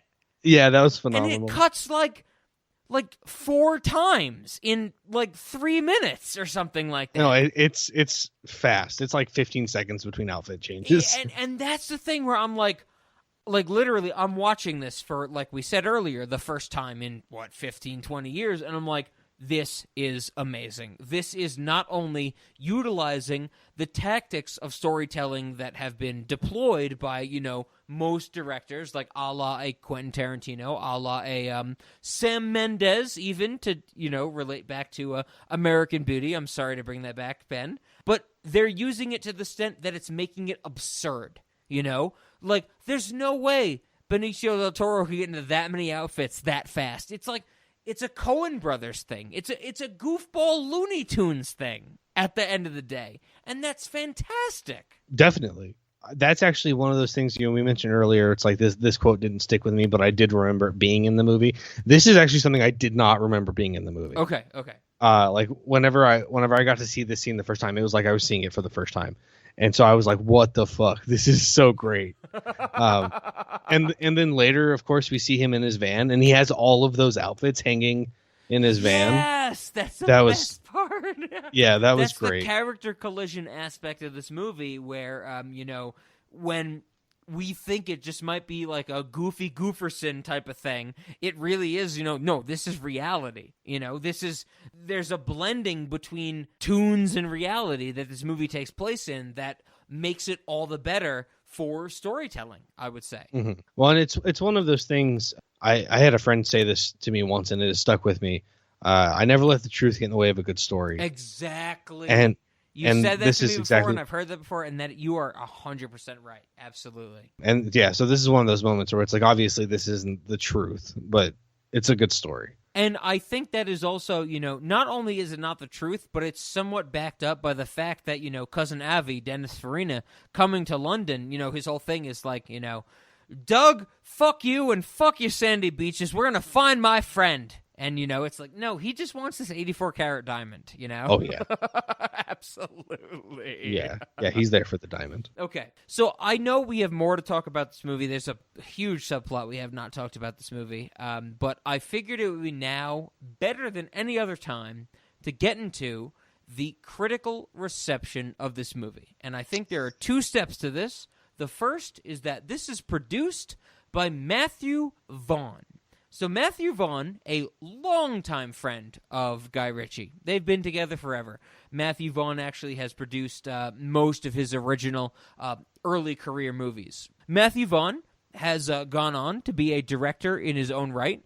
He directed Layer Cake. Ben, have you seen Layer Cake? I have not. Okay, that might be something we have to cover on the Patreon. You know, shout out Patreon, that type of thing. I actually own that movie on DVD because I was able to buy it for 29 cents. So we should actually check that out. But he has also directed Kick-Ass, X-Men First Class, and all of the Kingsman movies. Oh, okay. Yes, that is that Matthew Vaughn. So I will leave it there. I think when Ben and I eventually get to either Kick-Ass or the Kingsman movies, I don't know which one will come first. Those are both very Cinemodities proper prospects. But he's who produced this movie. This movie cost $10 million. Oh, wow. So Guy Ritchie pulls this off with a $10 million sleek budget. That's American dollars, you know? And they had to burn a caravan. They had to burn a caravan. They had to get Brad Pitt right after Fight Club, you know, that type of thing. They probably had to pay Jason Statham in tea or whatever the fuck, you know. They probably had to save a school from Call of Duty. Who knows? Guess what, Ben? Makes $84 million at the box office. Talk about a profit and a half, bro. Wow. The reason that I say that Snatch made way more than double, and as Ben and I have talked about, the fact is that, you know, if you want to make money in Hollywood, your movie should make at least double its production budget. Now, this is the thing that really bothers me, Ben, and I want to preface this by saying it really bothers me. This criticism is what bothers me. The comparison is not what bothers me. So let me lay my cards out. Let me land. The biggest criticism of this movie upon its release was that it shared many similarities in the plot, characters, settings, themes, and styles to Lock, Stock, and Two Smoking Barrels. I am not kidding you, Ben. Most people in America is what I'm talking about, Roger Ebert included, said, well, it's a good movie, but Guy Ritchie just kind of made the same movie twice. Before I go off on my rant, and I've already spoiled for you how much I distaste this idea, what do you think about that? What do you think about the notion of people going, this is a good movie, but it's too similar to his first movie? What do you think about that? There are a lot of similarities between these two movies. Oh, sure. No, nobody's denying that. No, I'm not even denying that, you know. That's why even before we started this recording, I said, Ben, hey, we should do Lock, Stock, and Two Smoking Barrels on the Patreon to answer these questions, you know. If I remember right, and this is something maybe I made up when I was younger, I remember thinking that the diamond in this movie was worth $500,000. Oh, they give no value to it. Okay. At all. Yeah, so for some reason that was something that I guess just made up. But in Lock, Stock, and Two Smoking Barrels, it's two guns instead of one diamond. Yeah. There are also a lot of differences between these movies. I'm glad you say that, and maybe that is something we share or save for our Lock, Stock, and Two Smoking Barrels movie. I really want to harp in on the fact that, what do you think about the criticism of going, this director already made this movie, and that's why this movie is lesser? Because that seems to be the criticism that I found, is going, hey, Snatch is kind of good, but Guy Ritchie did it already. Pshaw. I mean, if it was actually a carbon copy, I would say that is a valid criticism. I'm so glad you say that, because I think, I don't want to speak for you, Ben, it is not a carbon copy, right? No, it's not. Not in the fucking slightest. No, there are plenty of differences between these movies. They do have similarities, but there are plenty of differences. Oh, they have plenty of similarities. They have plenty of similarities in, thematic notions, things we'll get to. But I am so upset by this fact that I think that, this is going to be my weird Rob racism angle, Guy Ritchie's a white man, a British white man. I'm a white man, not British. My schools might be Call of Duty, but we're different, that type of thing. I am so upset. I was so upset, and still am, to read the fact that, when Snatch came out, most, like confirmed professional critics were like, this is a good movie. This movie's really good. This movie has a lot going for it. But you know the problem with it is, it's too similar to the movie he released 2 years ago. And I'm like, are you out of your fucking mind? Like, what kind of criticism is that? Before I go even further into my problems with that criticism, what do you think about that, Ben, as a base level? Like saying, like, somebody's second movie is too similar to their first, so we have to disregard this new movie. I mean, as I said, if it was a carbon copy, it would be a valid criticism. Yeah, and I'm glad you said that again, and I'm going to harp on that. But, like, since you've seen it, just maybe not even seen it. I mean, I'm so confused by this criticism. I don't know how to appropriately word it to you, Ben. You know. Well, I mean, I guess the stance I have is that every movie should be criticized as if movies by that person don't exist as its own merits, absolutely. You know, yeah. Maybe before, and this will be a good preface into what I want to talk about, is the fact of what we talked about with Spun versus Requiem for a Dream, what we briefly mentioned in that episode of White House Down versus Olympus Has Fallen. Do we solely give absolute 100% credit to the movie that came first?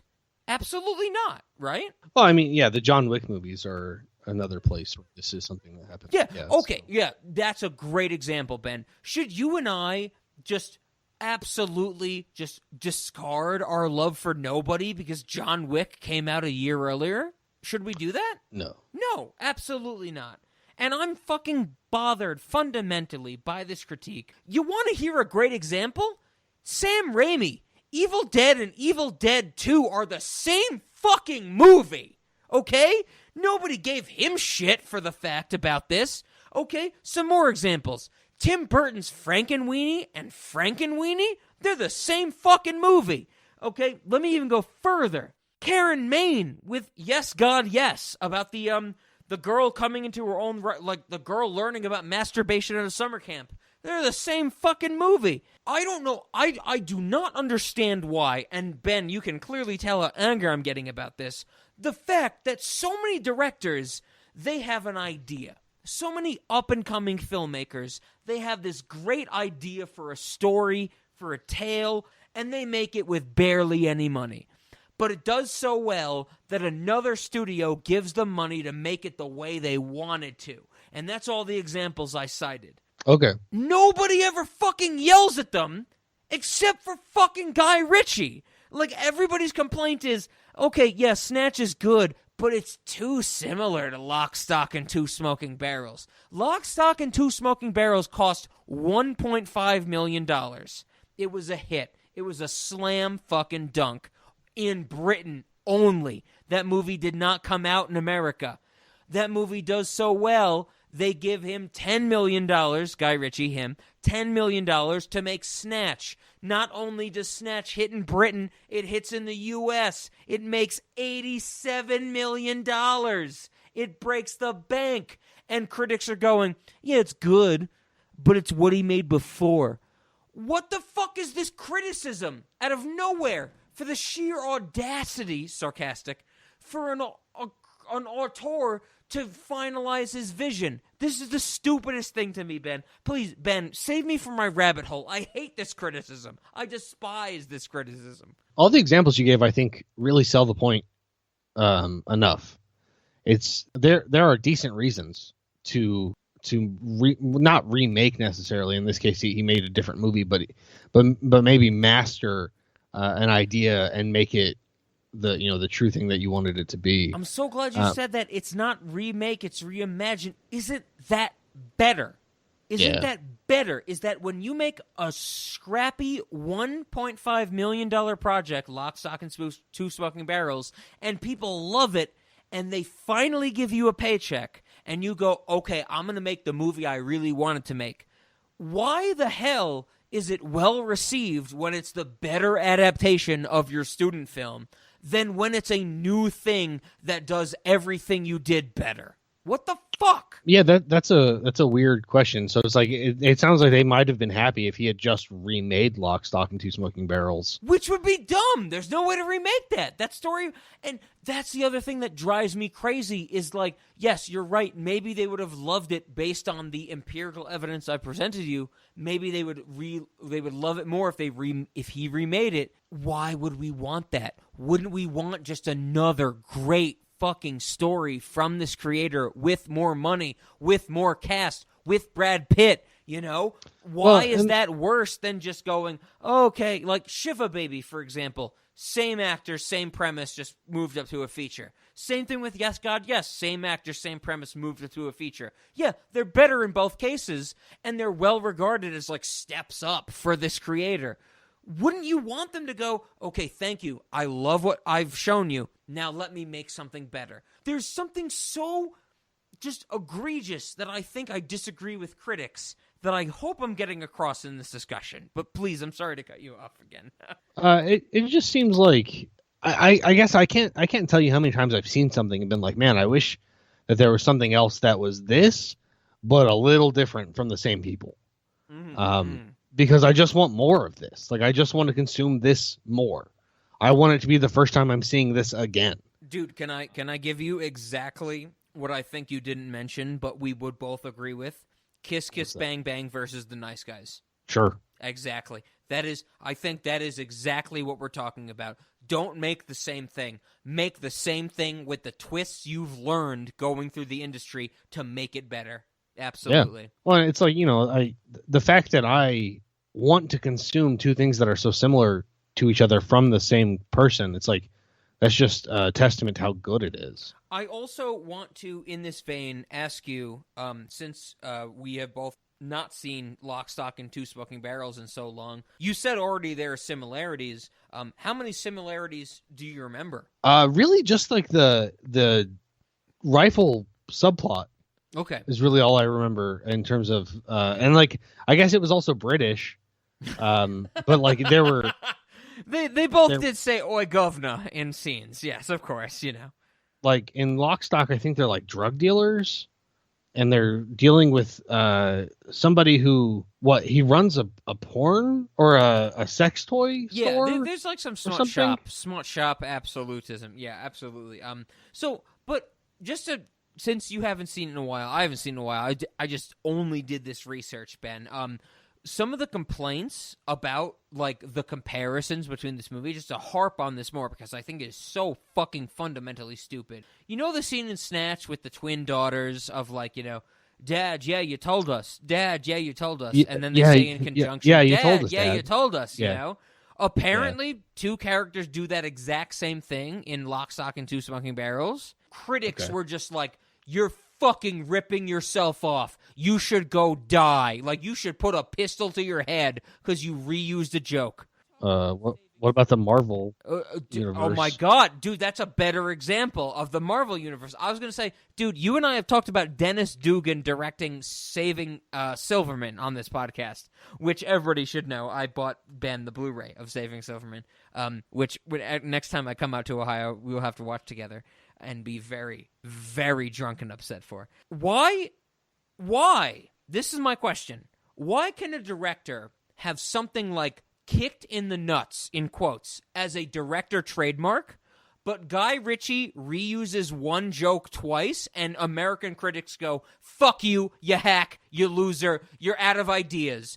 I don't understand that. I do not understand that. It's pretty weird. It's really weird. Yeah, I don't know. That's such a small thing, though. It's nitpicky. It's nitpicky. Yeah. It's not even a director trademark. It's a moment in a scene to elevate the scene, right? Yeah, that's very weird. Like, whenever you want to, like, if you want to say these movies have too much in common, like them having one joke in common or a specific joke in common, like, I don't know. That doesn't feel like it's in the realm of these stories are too similar. Absolutely not. And I think that's why I brought up the comparisons I did, like with the Shiva Baby comparison, Emma Seligman, like with the Karen Maine with Yes God Yes, with Tim Burton with Frankenweenie. I mean, like, they're doing the same things. I think that this Guy Ritchie comparison is so unwarranted because he's not doing the same things. He's taking them to a different level. And that brings me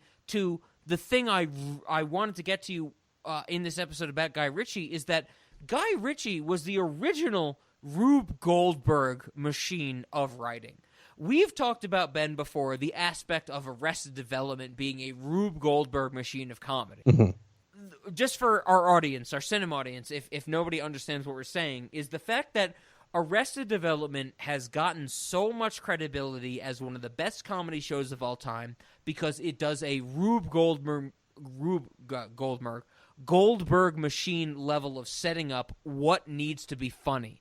So they will spend multiple episodes setting up lines of dialogue from characters that seemingly have no meaning, but later on they start to be reused in a way that makes you find them funny. I think Guy Ritchie is doing the same thing with his repetition in this 90 to 100 minutes that Adam Hurwitz is doing in Arrested Development. I think with the I fucking hate pikeys. I think with the repetition of, like, a character says X, character says X, later on, character says X, that type of thing. I think there is a level of repetition both within and between scenes that Guy Ritchie is nailing before we really understood that as American audiences. I mean, I'm reminded of even like self-referential stand-up. Sure. Self-referential is a great way to put it. I mean, self-referential comedy is like the funniest kind of comedy there is. I mean, it's comedy with dogs without horses, right?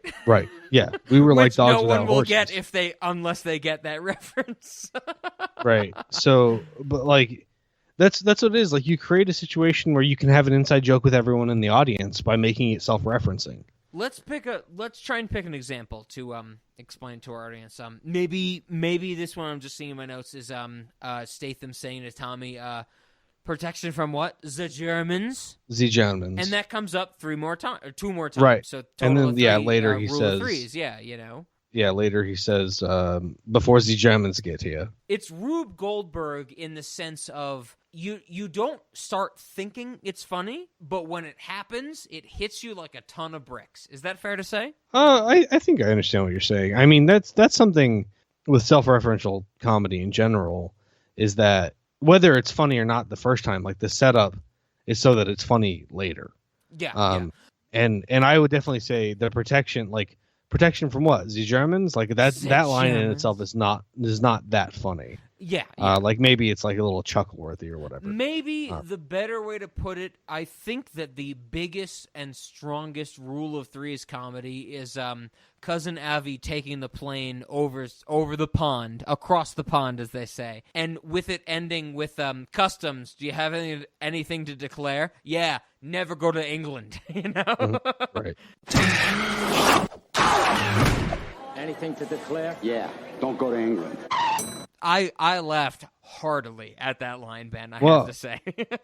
That line's great. I like the pre-flight routine that we see. Oh, with Cousin Avi, like the pill swallowing, that type of stuff. Like he swallows a pill with a shot of liquor, and that just goes to the editing, the visual editing and filmmaking of this movie, right? Well, sure, but it's also used multiple times. So like You're right.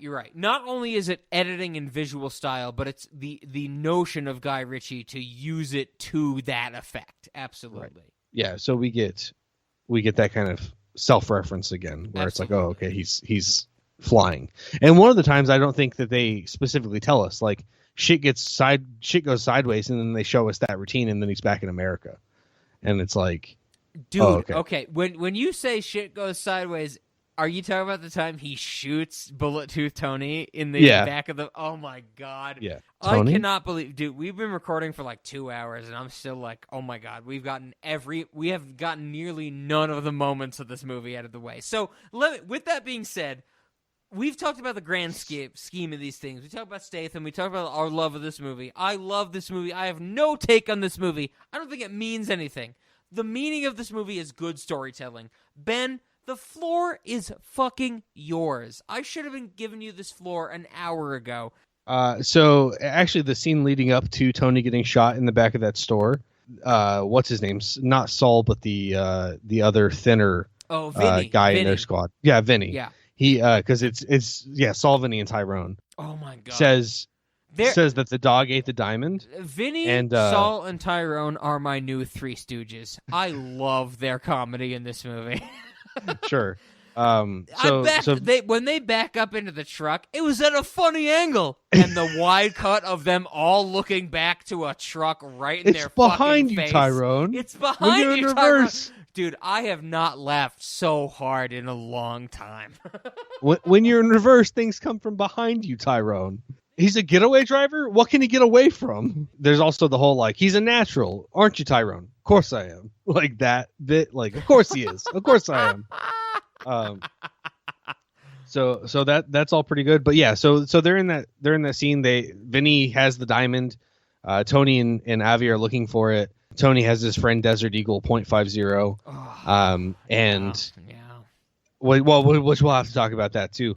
But we've not only will we have to talk about, we've talked about that scene before. Oh yes, I'm sure. I have put that clip in episodes before. While your gun says replica, mine says Desert Eagle .50. Like a prick. You're having second thoughts. You're shrinking. And your two little balls are shrinking with you. And the fact that you've got replica written down the side of your gun. And the fact that I've got Desert Eagle .50 written on the side of mine.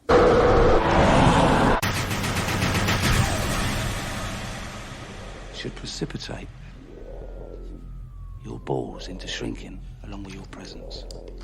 Yeah, so they're in that back room, and Vinny says, they're like, so where's the diamond? And he's like, well, the dog ate it. And Avi says to Tony, look in the dog.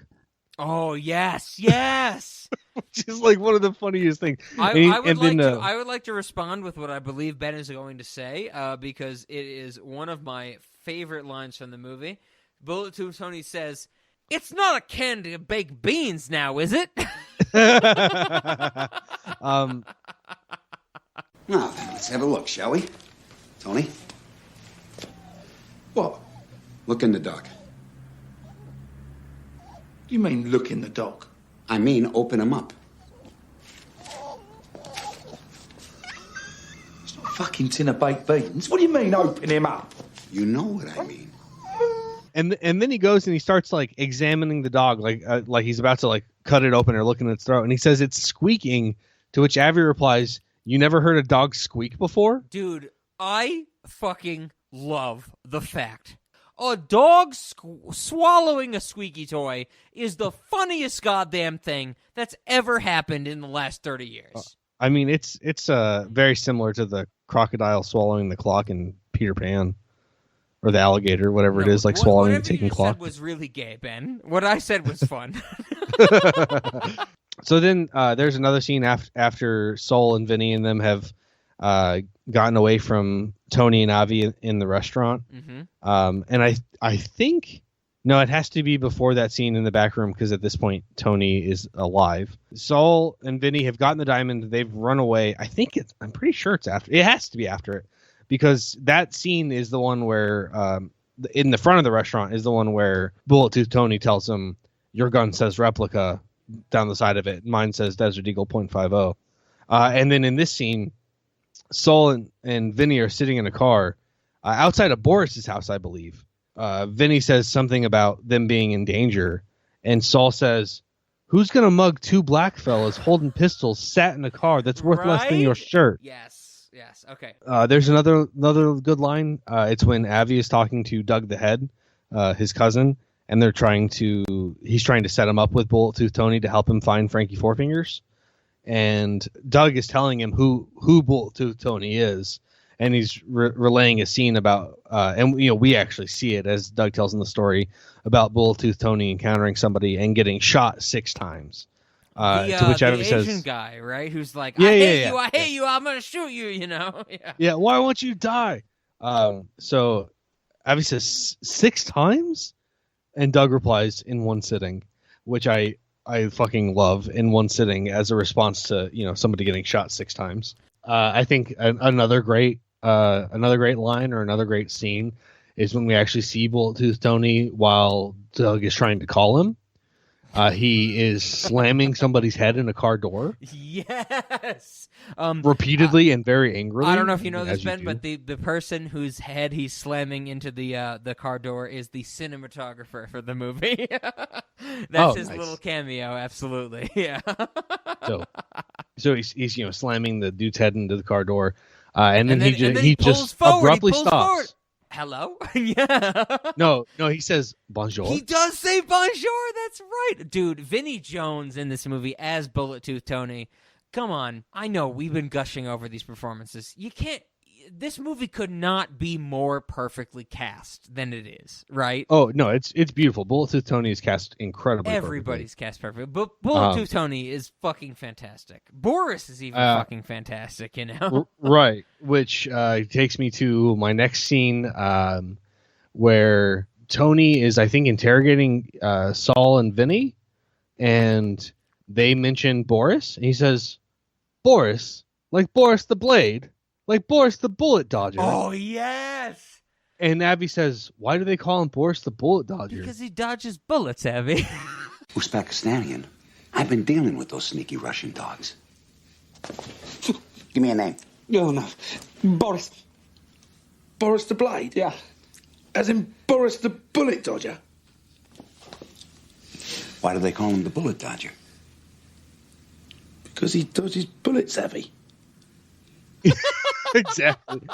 Because he dodges bullets, Abby. Dude, that is where we need to dive into this. We need to go beyond the fact that you and I clearly love this movie and love its dialogue and love all this stuff. And we've already talked about the Guy Ritchie of it, the Jason Statham of it. You and I need to actually get down to the nitty-gritty. Why does this script on paper read so stupid but play so well? You know what I mean? Is the sense that it's like, he's Boris the Bullet Dodger. Why is he called that? Because he dodges bullets. If you read that on the page, I feel like both you and I would be like, fuck that, that's stupid. But the way that Guy Ritchie puts it together is what makes it magical. The way Bullet Tooth Tony delivers that line. Exactly. Because he dodges bullets, Abby. The delivery on paper, that line is stupid. But yeah, on it's delivery, pretty bad if you read it without exactly. delivery. Yeah. On delivery, that becomes the greatest thing that you and I will quote for the rest of fucking time. and I do. I regularly say, because he dodges bullets, Abby. So that's the thing. That's why I love, and I'm so glad that you and I have started this Jason Statham gets guns pointed at him series, or whatever the fuck we're calling it, that you are the story-oriented one. You are the one who will look past some of the artistic or tourist director choices for the sake of the story. This is a moment that I think both of us cannot deny. This moment is stupid on the page. It comes across only because this is a visual and audio cinema experience, right? I would say largely it comes across only because of that. I think if you have a good imagination and you're reading this in a book, you can get some enjoyment out of this line. But you have to have the good imagination. That's what a director does. I've had so many people, like Justin included, in the last few months. Justin was like, what the fuck does the director do? And it's not just putting the camera in the right place. The director is getting the actors to make the shit they say believable. And this is the best example. This line is fucking bare bones stupid minimum. But since Bullet Tooth Tony, a.k.a. Vinnie Jones, says it, we are just like, okay, never going to give it a second thought. That's what I think. And if he ever said it to me in real life, I would cower in fear and kowtow to him, I mean, the disbelief in his voice. Like, he's saying, it's fucking obvious, isn't it? Without saying that. I think at the same time, in comparison, when you talk about the fear in his voice, I think about the uncertainty in his voice when he says, it's not a can of baked beans when he is asked to open the dog, Yeah. That's Look what in the dog. director does. That's what a director controls. That's what makes a movie, those emotions, and once again, those micro expressions. And this movie is a fucking masterclass in every goddamn angle of that notion. I have just a couple things, little scenes left. So I'm going to jump to the end because I think the one I want to say for last is before it chronologically, but I think it's in importance. Sure. It should go last. So at the end, Turkish and Tommy have they've gone back to the Pikey camp to try to get Mickey to fight for them some more because they think that they can make money off of his boxing. Okay. And like everything's kind of calmed down with regards to, well, actually at this point Bricktop's dead, so they're not really in fear of their lives anymore. Oh, you're talking like the end of the movie. The end. Okay. When the like the cops show up. Yeah. Okay. And one of the cops looks at them and says, "What's in the car?" And Turkish replies, "Seats and a steering wheel." Dude, once again, Jason Statham being like, I am an actor. I don't give a fuck what you say when I'm going to do 20 more years of action movies. I am an actor.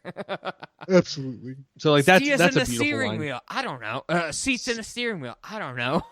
Seats in a steering wheel. I'll put the clip in sarcasm. because clearly Ben and I are not doing justice to it. I will put the clip in for sure. Seats in. What's the problem? What's in the car? Seats in a steering wheel. What do you know about gypsies? All right, so there's that one, and then Tommy loves that dog. He's always playing around with it. Come on, Tommy, you fool! Come in, get in the car. He loves that dog.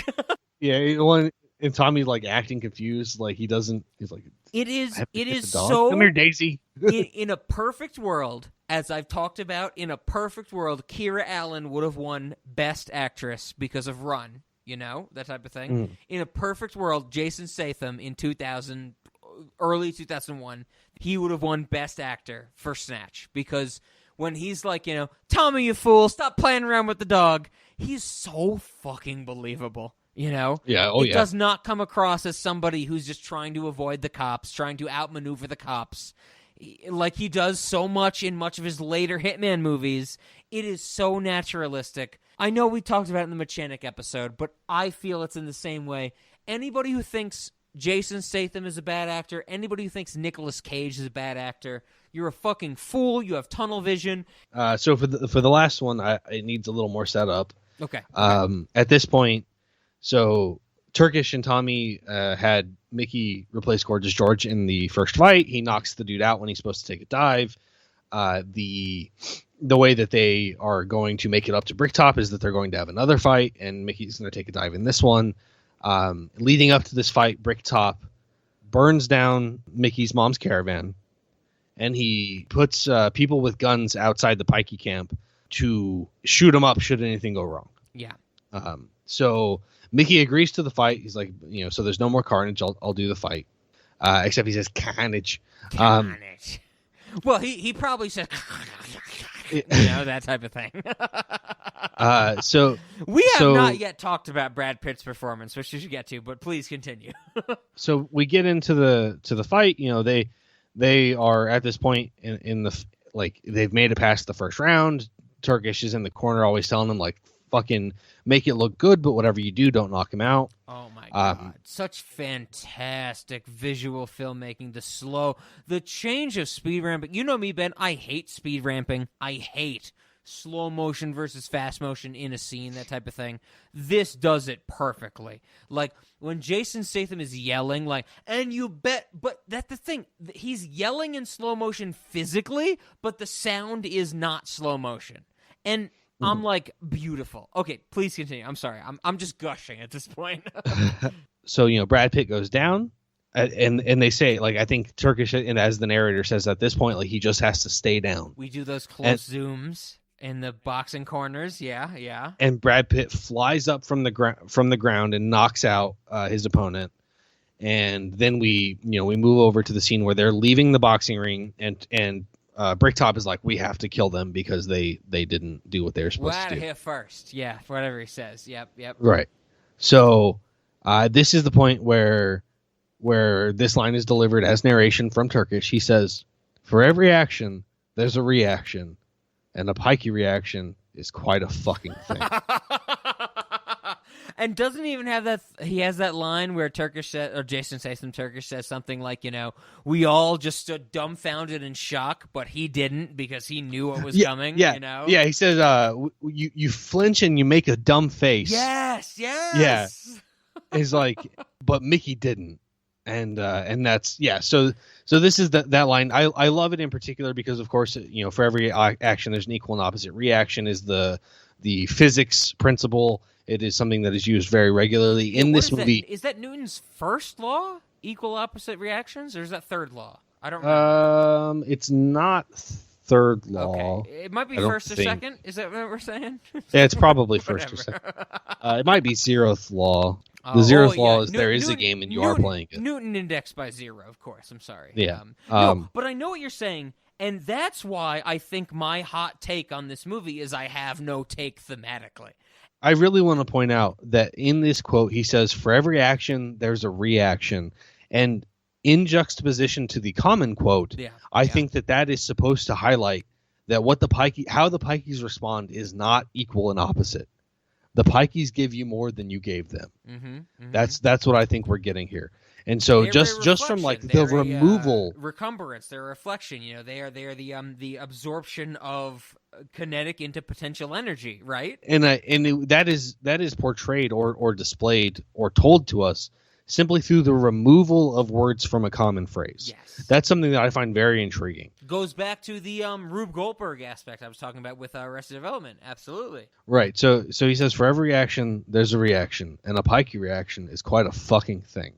And that's when we see the Pikeys, of course, were waiting in the woods, and they gunned down the gunners. Which also we see with Bricktop. Give me the fucking shooter. I'll give you the fucking shooter. And It's just something like I'll give you the shooter. I love the fact that we do not see Bricktop get his head blown away. I mean, I love that we get the implication that Bricktop is killed by the Pikeys. But I am so glad that we don't see it. Because I think that's a modern Hollywood thing, is seeing the gore. Guy Ritchie restraining himself from showing that gore is a fucking delight for me in 2023. Sure.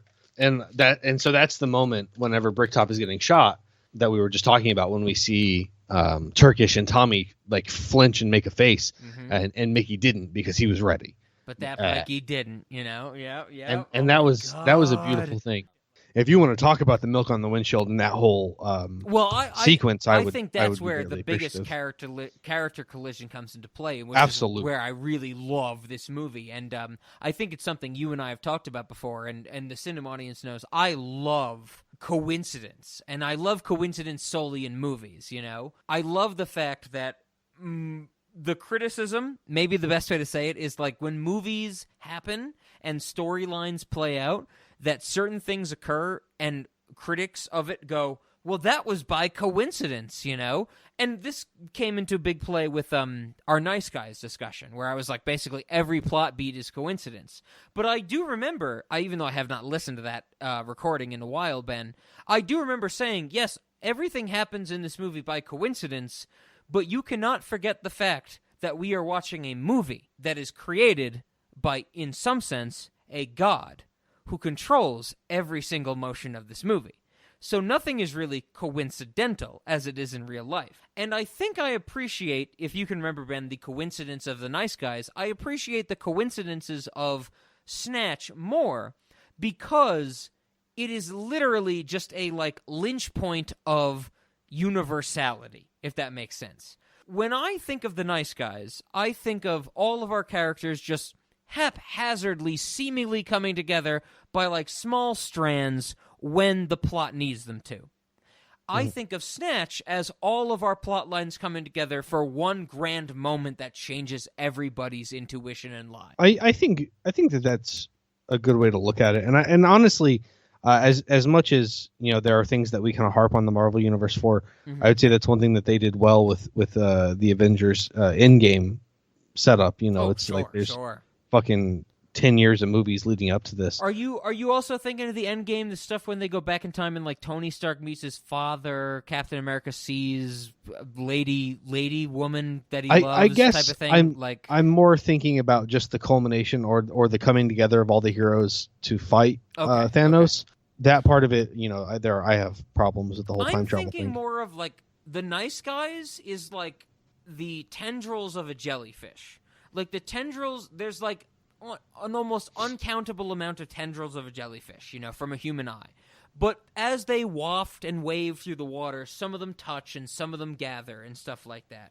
I see this movie as more of all of these fabrics were free in the past. They had to be brought together by one point, and they're free from that point after. Like, I think that there is a more of a clear connection and tie-in in this fucking car driving scene with the milk and Boris the Blade walking around like a goddamn goose with that bag over his head, which is amazing, I think there's a difference between fully coincidental as the waves that take place in The Nice Guys versus a crafted wave that comes together in Guy Ritchie movies. And I don't think I'm explaining that correctly, but what do you take from that? Well, I also don't think that you're explaining it correctly, because this is like, by like the definition of a coincidence that just kind of seems to happen. Like there's no good reason that all these people are driving down that same road at the same time. Sure. Other than that, they're all kind of looking for the same diamond. With you saying so maybe they're that, in the same area. Do you understand more than I'm saying? This in this movie, the coincidence happens at one unified point, where in something like The Nice Guys, the coincidence happens throughout the movie. Like localized versus universally. Okay, I guess yeah. maybe. So there's like one like linchpin. Yeah, that might be moment. the better way to say what I'm describe what I'm explaining. I think I'm with you. locally versus universally, I like the local coincidence. Like in this movie or a Tarantino movie. I don't, as much as Nice Guys is one of my favorite, if I'm remembering my rankings correctly, my favorite Shane Black movie. I like local versus universal coincidences. No, I'm with you.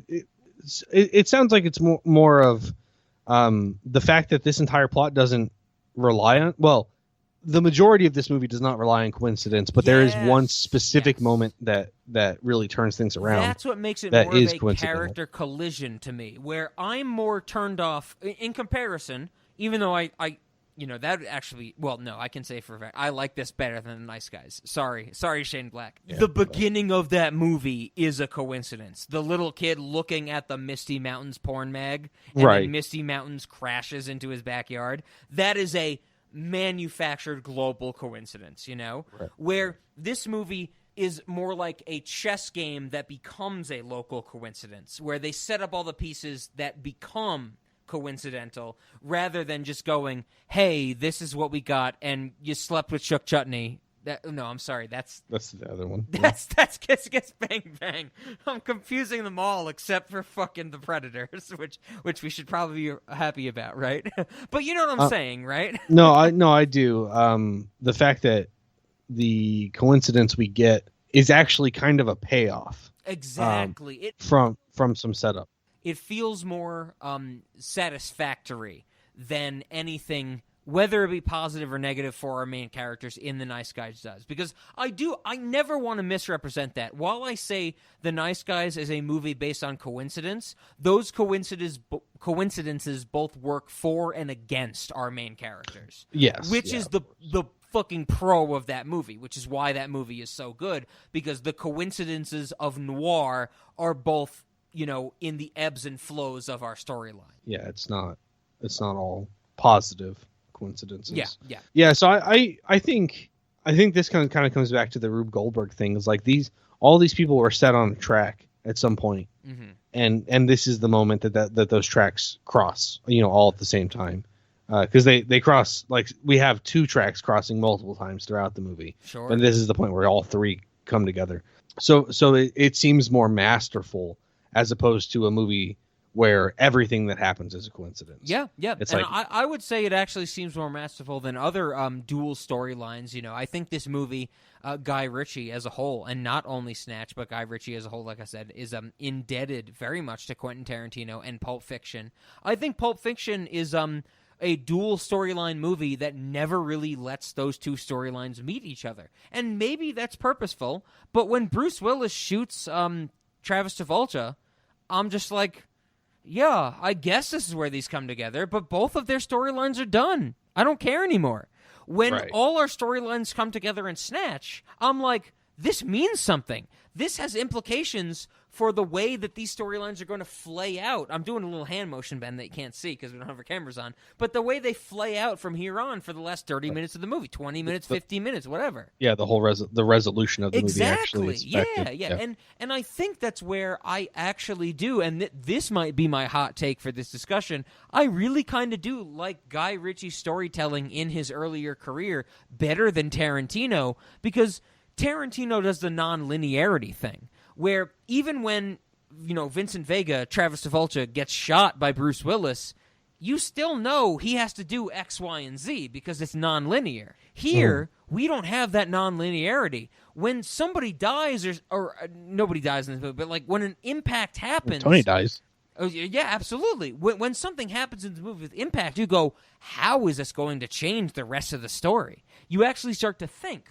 Where in Tarantino movies, it's like, well, I kind of know where this is going. And I'm not somebody who says I don't think, because you know me, Ben, I love spoilers. I love the journey rather than the ending. But I think this is an example compared to Tarantino of me going, yeah, well, I know he has to save Uma Thurman from the heroin overdose. I don't really care if he dies later on.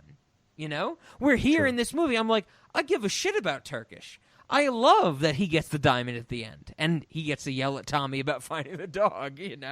No, that's a good point. The fact that the Tarantino payoff comes at a time where it can't be impactful anymore, like that's just inherently going to be worse than the payoff that can be impactful. I also think there's a layer to, as you say that, I think Tarantino is like, Tarantino makes something pay off before you realize it. Like, the Tarantino moment happens halfway through his movies, but when you reach the end, you go, oh, shit, that's what was going on? I kind of like maybe this is a basic bitch notion to me, but I like getting the payoff at the end of my movie, I like the ending being, whoa, that's what was going on. I actually do prefer that in Guy Ritchie than Tarantino going, hey, remember that from an hour ago? That's what you should have cared about.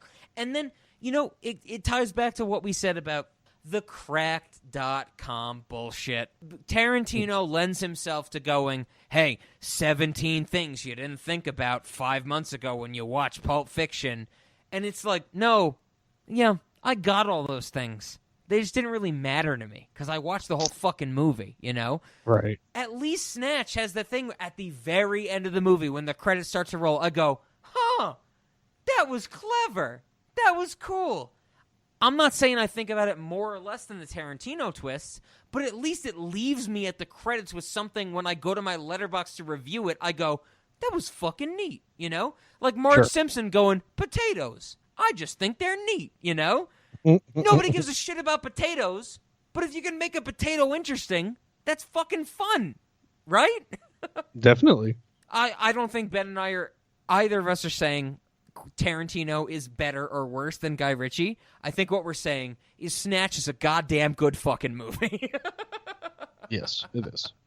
And probably one I'm much more likely to go back and rewatch than I am Pulp Fiction. But specifically, I normally often I rent the movies that we review or that we talk about. I actually bought Snatch. That is so awesome to hear because I actually, when we were sitting down to record this episode, when we had planned it, that type of thing, I sat down to watch it. I did my little, I have nobody should be surprised. I have multiple hard drives. I have 5 now, I think. I just bought a new one for this last Christmas. I have 6, I have a spreadsheet, which is every movie, every copy of movie or TV show and which hard drive it's on.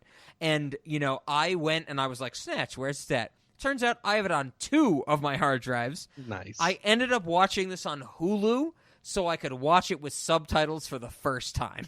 Nice. You could actually know what Brad Pitt was saying. Guess what? Most of the time, his subtitles were in parentheses, indistinct. Oh, wow. On Amazon Prime, where I bought it, his subtitles were actually subtitles. Well, for the whole time? Yeah. Holy shit. I don't think there was any of it that wasn't... A lot of the stuff he said that I could understand, like, I want a caravan from me ma, that was subtitled appropriately, but then blah, blah, blah would say indistinct in parentheses on Hulu. I'll have to look at it again, but I don't remember seeing Dude, indistinct. That is so fucking cool. This movie is amazing, and I think that, now, after almost 2.5 hours, Ben and I are winding down on our discussion about this. I just want to reiterate this. I do not think I would put this movie... Oh, well, I know. I would not put this movie in my top 10. I would not put this movie in my top 50. If you probably stressed me to do a top 100, this would be in there. Because I think that while my favorite movies are movies that have meaning, thematic messages, and stuff like that, this is a story for story's sake. And stories need stories for story's sake. And this movie does it better than goddamn anything I've ever fucking seen before, Ben. And I am so glad that we rewatched it. I am so glad that I got to revisit it in this older layer of me being more of a film critic. I have nothing against this movie. You know what I said at the start? You know what I like about this movie? The movie parts. You know when there's characters movings on screen? Characters movings on screens? I'm doing my Boris the Blade. I like the characters movings on screens. I love this movie. This is a fantastic A-grade movie that Guy Ritchie pumped out in his early career, and I will never fucking forget it. Same. I mean, really. It's, to be honest, I mean, I haven't thought about it because I don't do rankings the way that you do. Sure. But if I were to really sit down and rank, this might end up in my top 50. Right on. Like it is a very solid movie. As the cinema audience, as I know, you're a more story-oriented person, of course. And right. As far as everything you and I have ever talked about on the main feed of the podcast, Patreon a little different, of course. This is like story-oriented to Ben, Like the opening credits of the movie might as well end with like story-oriented for Ben, right? Absolutely. And it like this movie from beginning to end is a story that is a good time to watch. Yes. And yes. there's no confusion about what it's trying to do or trying to be or anything of that nature. So I don't know, like it really could end up in the top 50, especially because of how good some of the dialogue is. Absolutely. And I think that is why it is worth talking about, and I just want to harp on it at this little last part of our discussion, is because I think for me especially it's become this revelation, but for you to agree with it, is that stories can be stories. Stories don't need this grander meaning. And like I said at the start, like an hour ago, 2 hours ago, whatever the fuck it was. I don't think there is a grander meaning to this. I don't think Guy Ritchie is trying to give us any big goddamn theme, which I usually love to nitpick out of movies, I think this is a literal interpretation of the modern era. Let's all gather around a campfire. And it's not a campfire anymore. It's the glow of a TV screen, of a cinema screen. Let's all gather around and listen to a good story. And if I'm not fucking Rob, this is the thing we need a little bit more of as far as I'm concerned, And Ben would agree with, because Ben, I think you and I agreed that, the two best movies of last year were Everything Everywhere All at Once and Barbarian. And there was a lot to take from story-wise, there was a lot to take from meaning and thematic-wise, but every now and again, we just need a good... And I really don't like to say this term, but I think it does fit appropriately. Turn your brain off and just have a good time. Escapism. So I agree that this is a good time. This is a time machine of a story, but I don't think that this is a turn your brain off story, and that's because of the dialogue. I also would agree that this dialogue is so smart and so poignant and so sharp that if you're turning your brain off, you're missing half the movie. That's right. The fact that I said at the start of the, if I throw a dog a bone, I don't want to know if it tastes good or not. That is a smart line of dialogue. Yeah. This movie's great. This movie's fucking great. Ben, I don't know if I said this earlier. I just want to read it. I gave it 5 out of 5 stars on Letterboxd. I'm sure you did. That's rare. I'm sure I'm gonna get some hate from that, because most people are like, "What the fuck is wrong with you?" That type of thing. This movie is immaculate. That makes me curious. You mentioned this not being in your top 50. Do you have 50 movies that are 5-star movies? That I would rank before this? Absolutely. Yeah. That are they're all 5-star. That's what I was curious about. Every Matrix movie, every Henry Selick movie. I don't need the list. I was just curious. Okay. I was curious if every movie that is above this in your top 50 is also rated better in that way. The 5-star. Okay, that's actually a good point, Ben. I try to do that, There's very rarely that I put a movie at a lesser star ranking that I like better than another movie with a higher star ranking. I really try to avoid that. It comes down to the crazy scenarios where I think, like, I liked a movie more than I respected it, or respected a movie more than I liked it, type of thing. Yeah. But that's really, really rare. Those usually are proportional. Rather than inversely proportional. Yeah. I was curious. I would actually say Fight Club is one of those. I really dislike Fight Club as a movie, but I respect it as a satire, like, a lot, Okay. But I would put Fight Club below this, so that wouldn't land in the ranking type of thing. Right. I got you. Cool. I am so glad at the end of the discussion. If there's nothing else, other scenes you want to mention, I'm going to breeze through my notes as I do some of this. So I actually want to point out to the audience, I actually took notes while I watched this movie. Handwritten or they are handwritten. And I was sitting at my desk because my wife was, I think, asleep in the living room when I watched this. Not watching this with you? Jesus. Our whole audience is going to call for divorce immediately. So I watched this at my desk, and I was sitting here and I had a notepad handy, and I was like, there's just too many lines. I'm not going to remember them all. So, like, I need to jot things down. So I was actually in the dark writing while I was not looking at my notepad. And my notes are actually pretty legible. You know what? So Impressive. As you say that, I'm actually glad. I have a lot of my notes are just quotes from this movie. How about at the end of this episode, this actual discussion, let's just run through some quotes if we didn't cover them already. I know I have one from Bricktop. In the quiet words of the Virgin Mary, come again. Oh man, I don't know that I have any other that I haven't mentioned. I have one. Do you hear that, Doug? I'm coming to London. I don't know why. That's not like a good line in terms of dialogue. The way Dennis Farina delivers that, I love. Absolutely. Heavy, I'm sure he can pay. Well, not with my goods he isn't. You got a toothbrush? We're going to London. Do you hear that, Doug? I'm coming to London. Heavy! Shut up and sit down, you big bald fuck. I don't like leaving my own country, Doug, and I especially don't like leaving it for anything less than warm, sandy beaches and cocktails with little straw hats. Well, we've got sandy beaches. So who the fuck wants to see him? I hope that you can appreciate the concern I have for my friend Frankie. I'm going to find him, Doug, and you're going to help me find him, and we're going to start at that fight. Do you like Dags? Dags? Dags? Yeah. Oh, Dags? Dogs. Yeah, I like Dags. Yeah, I like Dags. We should so mention if the dogs, or if the hair doesn't get away, what happens? It gets fucked. Proper fucked. What? Proper fucked? I would like to mention the all bets are off lady at the bookies. Oh, all bets are off. How can there be any money if all bets are off? God, she is. Fill that bag. All bets are off. I am not in here to make a fucking bet. Appreciated, but all bets are off. If all bets are off, then there can't be any money, can there? I ain't fucking buying that. Well, that's handy, because I ain't fucking selling it. It's a fact. What have you got? Nothing, really. A few coins, but no notes. She is not physically attractive to me. She is mentally attractive to me. Okay, let me give you that. Let me give you that right there. She's a badass in that scene. When she steals the gun from them? Oh, my God. That's awesome. Let's see. What else does she say in that scene? Do you know who you're stealing from? Do you know who that's this bookies belongs to? Yeah. Yeah, do you know who this bookies belongs to? And, of course, it's Bricktop.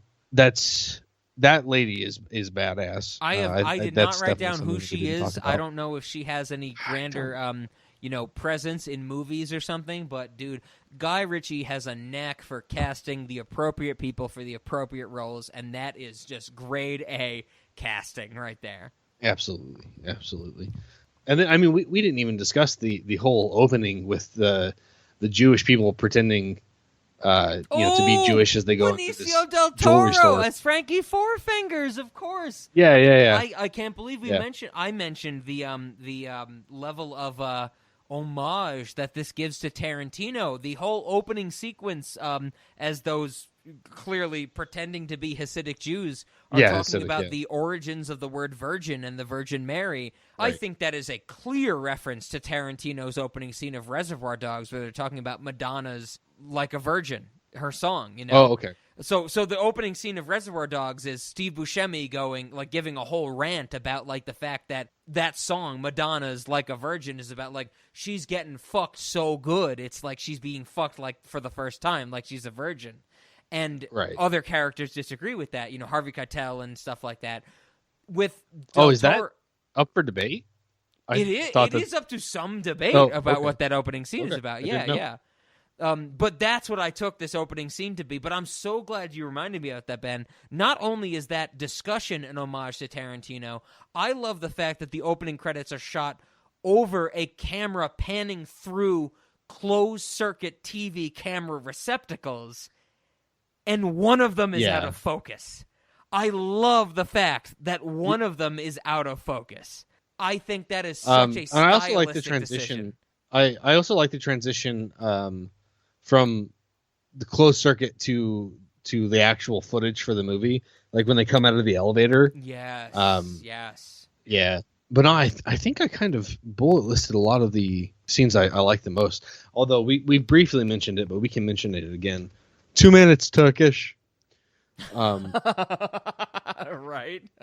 How are those sausages coming along? 5 minutes Turkish. 5 minutes Turkish. Yes. Oh my God. It was 2 minutes 5 minutes ago. I think without anything better, let's just flip the script as Guy Ritchie did with his storytelling. Let's do snacks and restaurant before our questions. What do you think about that? Because I think we're both in agreement. I think we're both in agreement. For our snacks, we should have 2-minute sausages in 5 minutes that take 2 minutes. How would you expand on that? Yes. They're gonna come. So they're 2-minute sausages. Mm-hmm. They 5 minutes after you order 2-minute sausages, they come out and tell you that there's 5 more minutes. Sure. And then 10 minutes after everyone else's food gets there, you get told that there's 2 more minutes on them. Perfect. And then you get your sausage. Staggering delay is what we're getting at, right? Yes. Yeah, absolutely. No, that's perfect. I actually did not have a lot of snacks for this movie. The one that was not a snack, an event, hair coursing. I would love to actually do that in the restaurant. Oh, sure.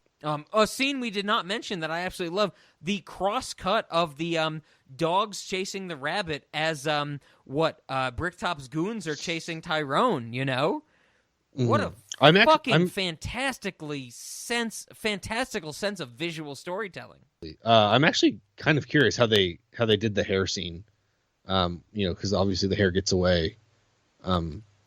I would imagine that they just did a bunch of shots of hair alone, dogs alone, hair and dog together, and then just edited them. That's my guess. I didn't search for it, but nothing popped up in my research or anything like that, But the fucking montage is with that music, the big, hard punching, coursing COARSING, coarse grains of salt. That sound is just so amazing in that moment. That's where I'm like, Guy Ritchie's not only a great director and knows how to get out of his actors and his visual moments, but him in the editing bay must be this song, and people are like, this fucking sounds horrible, and he's like, nope, it's gonna make sense, Speaking of which, go for it. I was just going to say the music in this movie is phenomenal, pretty much all throughout. Yes, and that is exactly what I was about to say. In the first scene, and there's a later scene that I didn't write down, but the first scene where I think Vinnie is walking into the pawn shop that him and Saul own type of thing, mm-hmm. There's this song that's playing, and it has this kind of creepy vibe. And I'm going to try and hum a little bit of it to you, Ben, but I'll put the clip in for our cinema audience. But it's like, bum, ba-da-da-da-da-da, bum, bum. And it has like a little jazzy feel.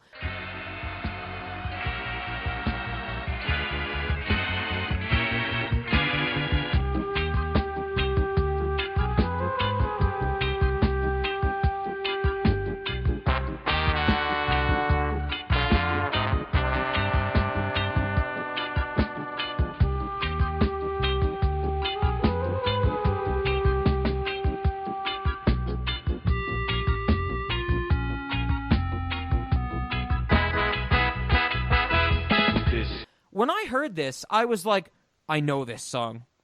I know exactly what this song is. Is it from Monkey Bone? I put that on my notes. I was like, are they using a song from Monkey Bone? Which would not be from Monkey Bone, because Monkey Bone came out a year later. Mm-hmm. It's not. It's a song called Ghost Town by The Specials, which was used by Henry Selick as the introduction to Beelzebub's Underworld in Wendell and Wild. Oh, okay. They used the same song. Guy Ritchie used the same song as Henry Selick did fucking 14, 15 years later. Nice. And not only is it cool that they use the same song, but I am patting myself on the back. And Ben, you can make fun of me as what you want. I'm not looking for your approval. I am patting myself on the fucking back for knowing that. It always feels good when you recognize something and can place it. It feels good. At the very least, I can understand why you feel good about yourself. You know why it picked up on it? Because I think it was at a funny angle, right behind me. It was at a funny angle. We talked Wendell and Wild a month ago. It was at a funny angle right behind me.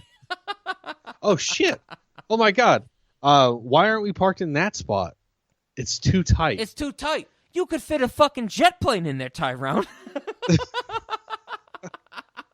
I love the I think I mentioned earlier, I love the comedy of Saul, Vinnie, and Tyrone, The dog swallowing the squeaky toy is, like, it should, on paper, I should not like it. I fucking love that shit, You never heard dogs squeak before? So, yeah, back to snacks. One of the snacks that we obviously have to have is a squeaky toy. You have like on the menu, like you can order a squeaky toy that you can, and we probably are going to have to. It's a squeaky toy that in the menu it says you can't swallow, but clearly you can swallow it, type of thing. I was thinking that we probably are going to need to assist people in swallowing it. Oh, okay. Whole. So like this is going to be. It's going to be an event and a snack. You order it, and somebody from our staff comes out and shoves it down your throat or something. That way you can squeak for the rest of the time you're there. I both love your idea, but I hate the fallout from it. So I think I've told you this before, Ben. Every time I hang out with Justin and Heather, when they have their dog, and the dog has actually, after 2 years, gotten really good at knowing I will not interact with it. Period. The reason for that is because I'm allergic to it. So I'm not an animal hater. Ben also knows that I love animals. Like, I love all animals. The only fucking thing I like actually donate to and care about is like coral reefs and shit like that, But I will not interact with this dog because it makes me break out in hives, and it's a bummer because I love dogs. I love quiet domestic pets, I should say. I hate when dogs bark. I hate when cats meow. I just want them to be quiet and just snuggle me, that type of thing. Sure. This dog has gotten pretty good. At ignoring me, that type of thing. But this dog still does this thing of just being a son of a bitch, Like, this dog will still just try and get attention wherever attention is sought. Every single time I go over to Justin Heather's, we will start to watch a movie. And Justin and I love to watch movies together. As much as he is a goober, as this podcast knows, about movies, we love to watch movies together. And I would say that since he's been on the Southland Tales episode, he's learned a lot about movies, Every single time we start to watch a movie, or I go over there, the dog will pick up a squeaky toy. I will pretend to be friends with the dog to take the squeaky toy and zip it up in my backpack away from the dog. I make sure that it never gets to squeak while I'm doing anything in that apartment. And I love it. But the dog also kind of unfortunately thinks I'm its best friend, because at the end of the night at like 1 a.m. when I'm leaving, I pull out like 4 squeaky toys from my backpack, and it has like a fucking aneurysm, you know? And it's like, oh my God, he's showering me with squeaky toys. And it's like, I will, like, literally on Christmas when we all hung out, we had like a big party, and like Justin and I were like, we're going to watch Catch Me If You Can, because we've been wanting to watch it. Me, him, and one of our other friends were trying to watch it for like months. And we're like, this is the day to watch it. And right before the movie, his dog and his friend's dog that picked up a squeaky toy, they like just started squeaking. And I was like, hey boy, come here. Oh yeah. And I started petting them and all this shit. Like, I literally was gaslighting them into taking their toys away from them. And I ripped them out of their hands, and I was like, gone. I put them in like their fucking dryer, you know? They didn't squeak for the rest of the night. That's all I fucking care about. Dogs should not make extraneous noise. Thank you very much. That's the end of my TED Talk. Very nice. One last snack from me, an 84 karat diamond. We actually are going to put it on the menu as an 84 karat diamond, but it is a diamond made out of 84 carats. Like carrots, like carrots, carrots? Yeah. Okay, yep. okay. Well, that actually ties into the other snack that I had. I was thinking we would have just like the Snatch meal, which would be an 84 karat diamond, a squeaky toy, and half a shoe. Because there's a moment at the end of the movie where they found a half a shoe in the dog's stomach. I would like to take that and add yours with it's 84 carats, you know, like orange carrots type of thing. Something else that maybe we need to have an ethical veterinarian, because this vet finds the 84 karat diamond and gives it back to them. That's actually a really good point. If I was that vet, I'd be like, I found nothing. Yeah, there was nothing in there. I don't know. There was this piece of candy corn, you know? Yeah. They didn't know about the diamond, so right why since we're doing things backwards in Guy Ritchie style, I guess that brings us to our questions. And this is the actual one. I had very few snacks, which is why we got that out of the way. I'm actually really curious to know, and because of which, I'm going to throw it over to you first, Ben. Cinemodities and Late Night for Vagina the Movie. What do you think? Cinemodity. I had to get that joke in there one more time. Cinemodity, probably not. Maybe at the time that it was released, but not now. I probably not even. I actually want to stop you there. In comparison to Tarantino making his mark in the early to mid 90s, okay, what do you think about, with that in mind, this being a cinemodity in 2000? No, it's. I would say it's not a cinemodity. Okay. Then, probably wasn't then. Probably definitely isn't now. Right on. Late night movie. Yeah, to late night. Yeah. 100%. With late night movie being, you know, showing this to somebody late at night when you need something to watch. I have done that. I literally have late night movied this movie and been like, oh, you guys have to watch Snatch, and shown this movie to other people. So yeah, late night movie. Well, course. I mean, then. You know, nothing too surprising. I am in complete agreement. Cinemodities, no. Late night, abso-fucking-lutely. If anything, for the goddamn Alan Ford as Bricktop performance, that is one of the best performances I've ever seen. I just want to re-highlight this because I said at the start, and I want to say it again, even though this movie as a whole would not make it into like my top 50, it would make it in my top 100 probably, Alan Ford as Bricktop, I think, would get easily into like my top 20 performances ever. I love Alan Ford as Brick. The whole Nemesis speech. Do you know what Nemesis means? You know, that type of thing. Oh my. Do you know who I am? No, I do. Well, that will make this encounter easy. You know, that type of thing. Oh my God. He is so fucking good in this movie. And if not, like I said, in almost inverse, if not for the Alan Ford performance, this movie as a whole, I mean, you know me, Ben, I love the late-night conversations. I love getting the nitty-gritty detail, like the ghost in the shell. Like, what does it mean for a robot to be alive? Like, how much of the, the ship of Dionysus, whatever that story is, like, how much can you replace of yourself while it's still yourself? I love that late-night discussion.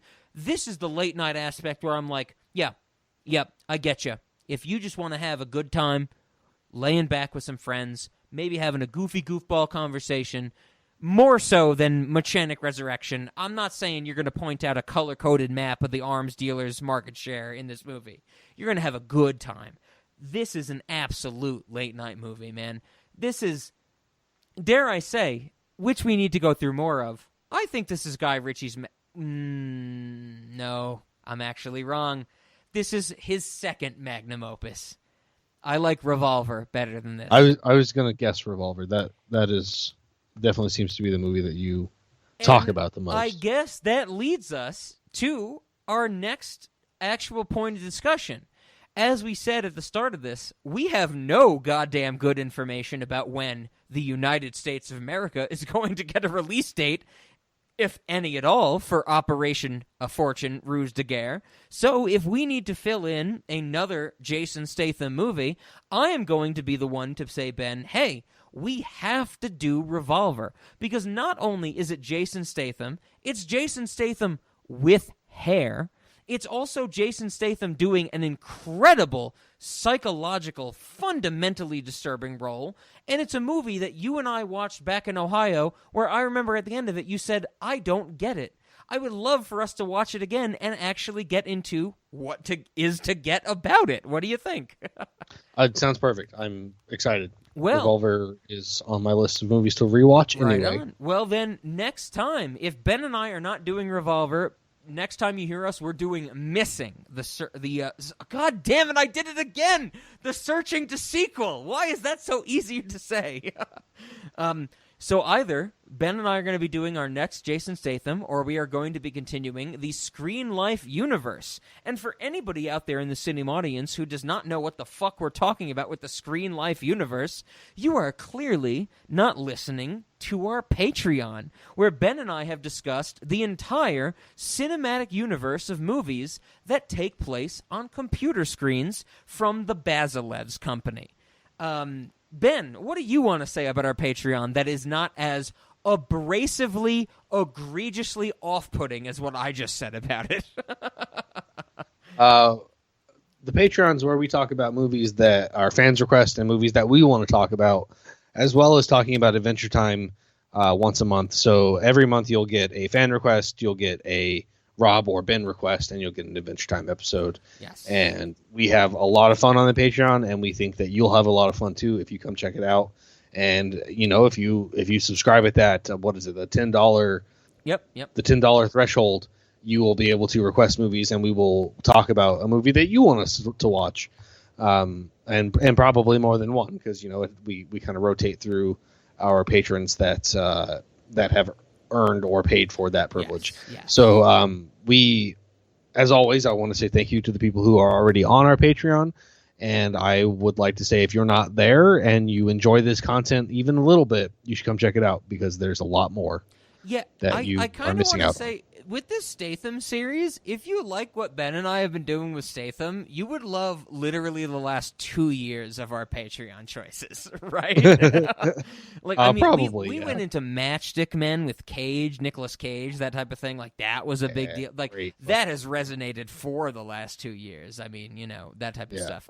With that being said, we've been doing the Patreon for a little over 2 years now. If you sign up at the $5 tier today, you will get access not only to the episodes that come out, 3 times a month in the future, you will get access immediately to all of those backlog episodes. That is literally more episodes than you can listen to within one day. Okay? So a $5 Patreon subscription to us to keep the podcast going, because we also do this. Ben and I, we're not these crazy crypto scammers. We're not gambling your money away. Every single dollar that you put into our Patreon is going back into the podcast, whether it be to keep the podcast going, to get Ben new mics because Ben can't, talk through cheesecloths, it seems. But, that's an old joke. That happened like a year ago. I'm sorry, Ben, if that upsets you.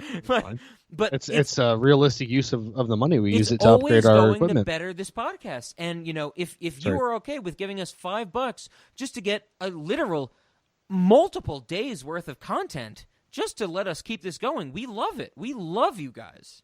At what, 24 months, 3 episodes a month? We're talking what, 48, 72 additional episodes? Literally, the multiplication problem you just described is an unsolved mathematical problem. And everybody should pay $5 on Patreon to submit to us what they think the answer is. There you go. That's right. It's a millennium problem. Well, I think also, speaking of our Patreon, at the end of the discussion, if Ben, please push back on me because we have the power of editing, of course. But I think that after this discussion on Snatch, Ben and I are going to do Lock, Stock, and Two Smoking Barrels to kind of push back on some of the critics' arguments about how similar these two movies are. Would you say that's fair, Ben?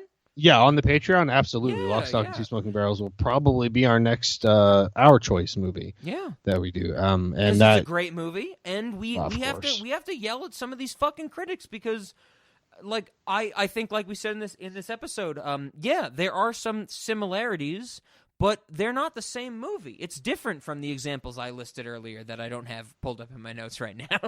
Right.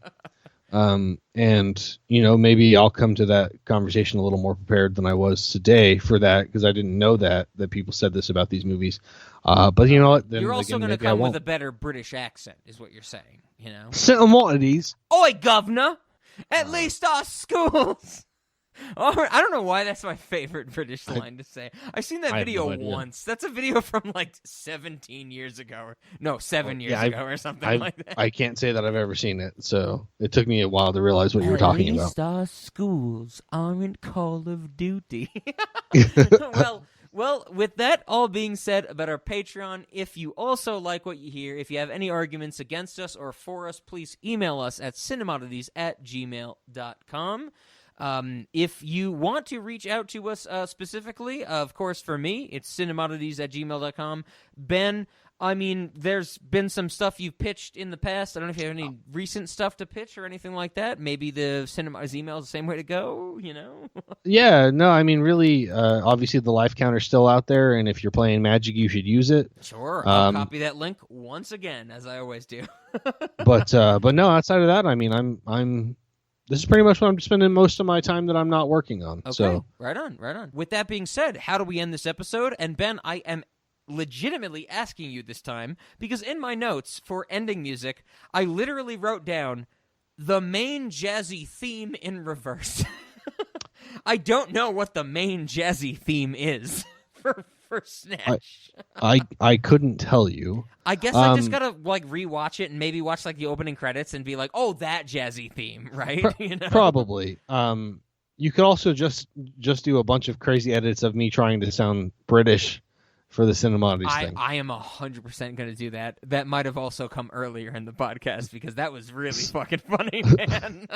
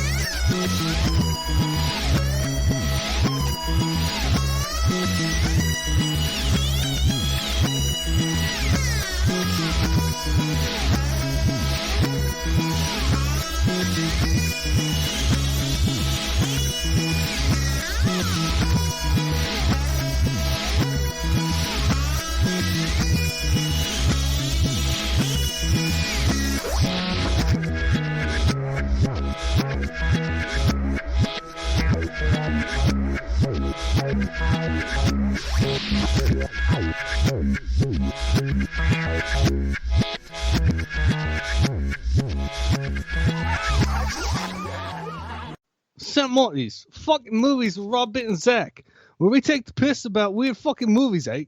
Sometimes they rock, sometimes they don't.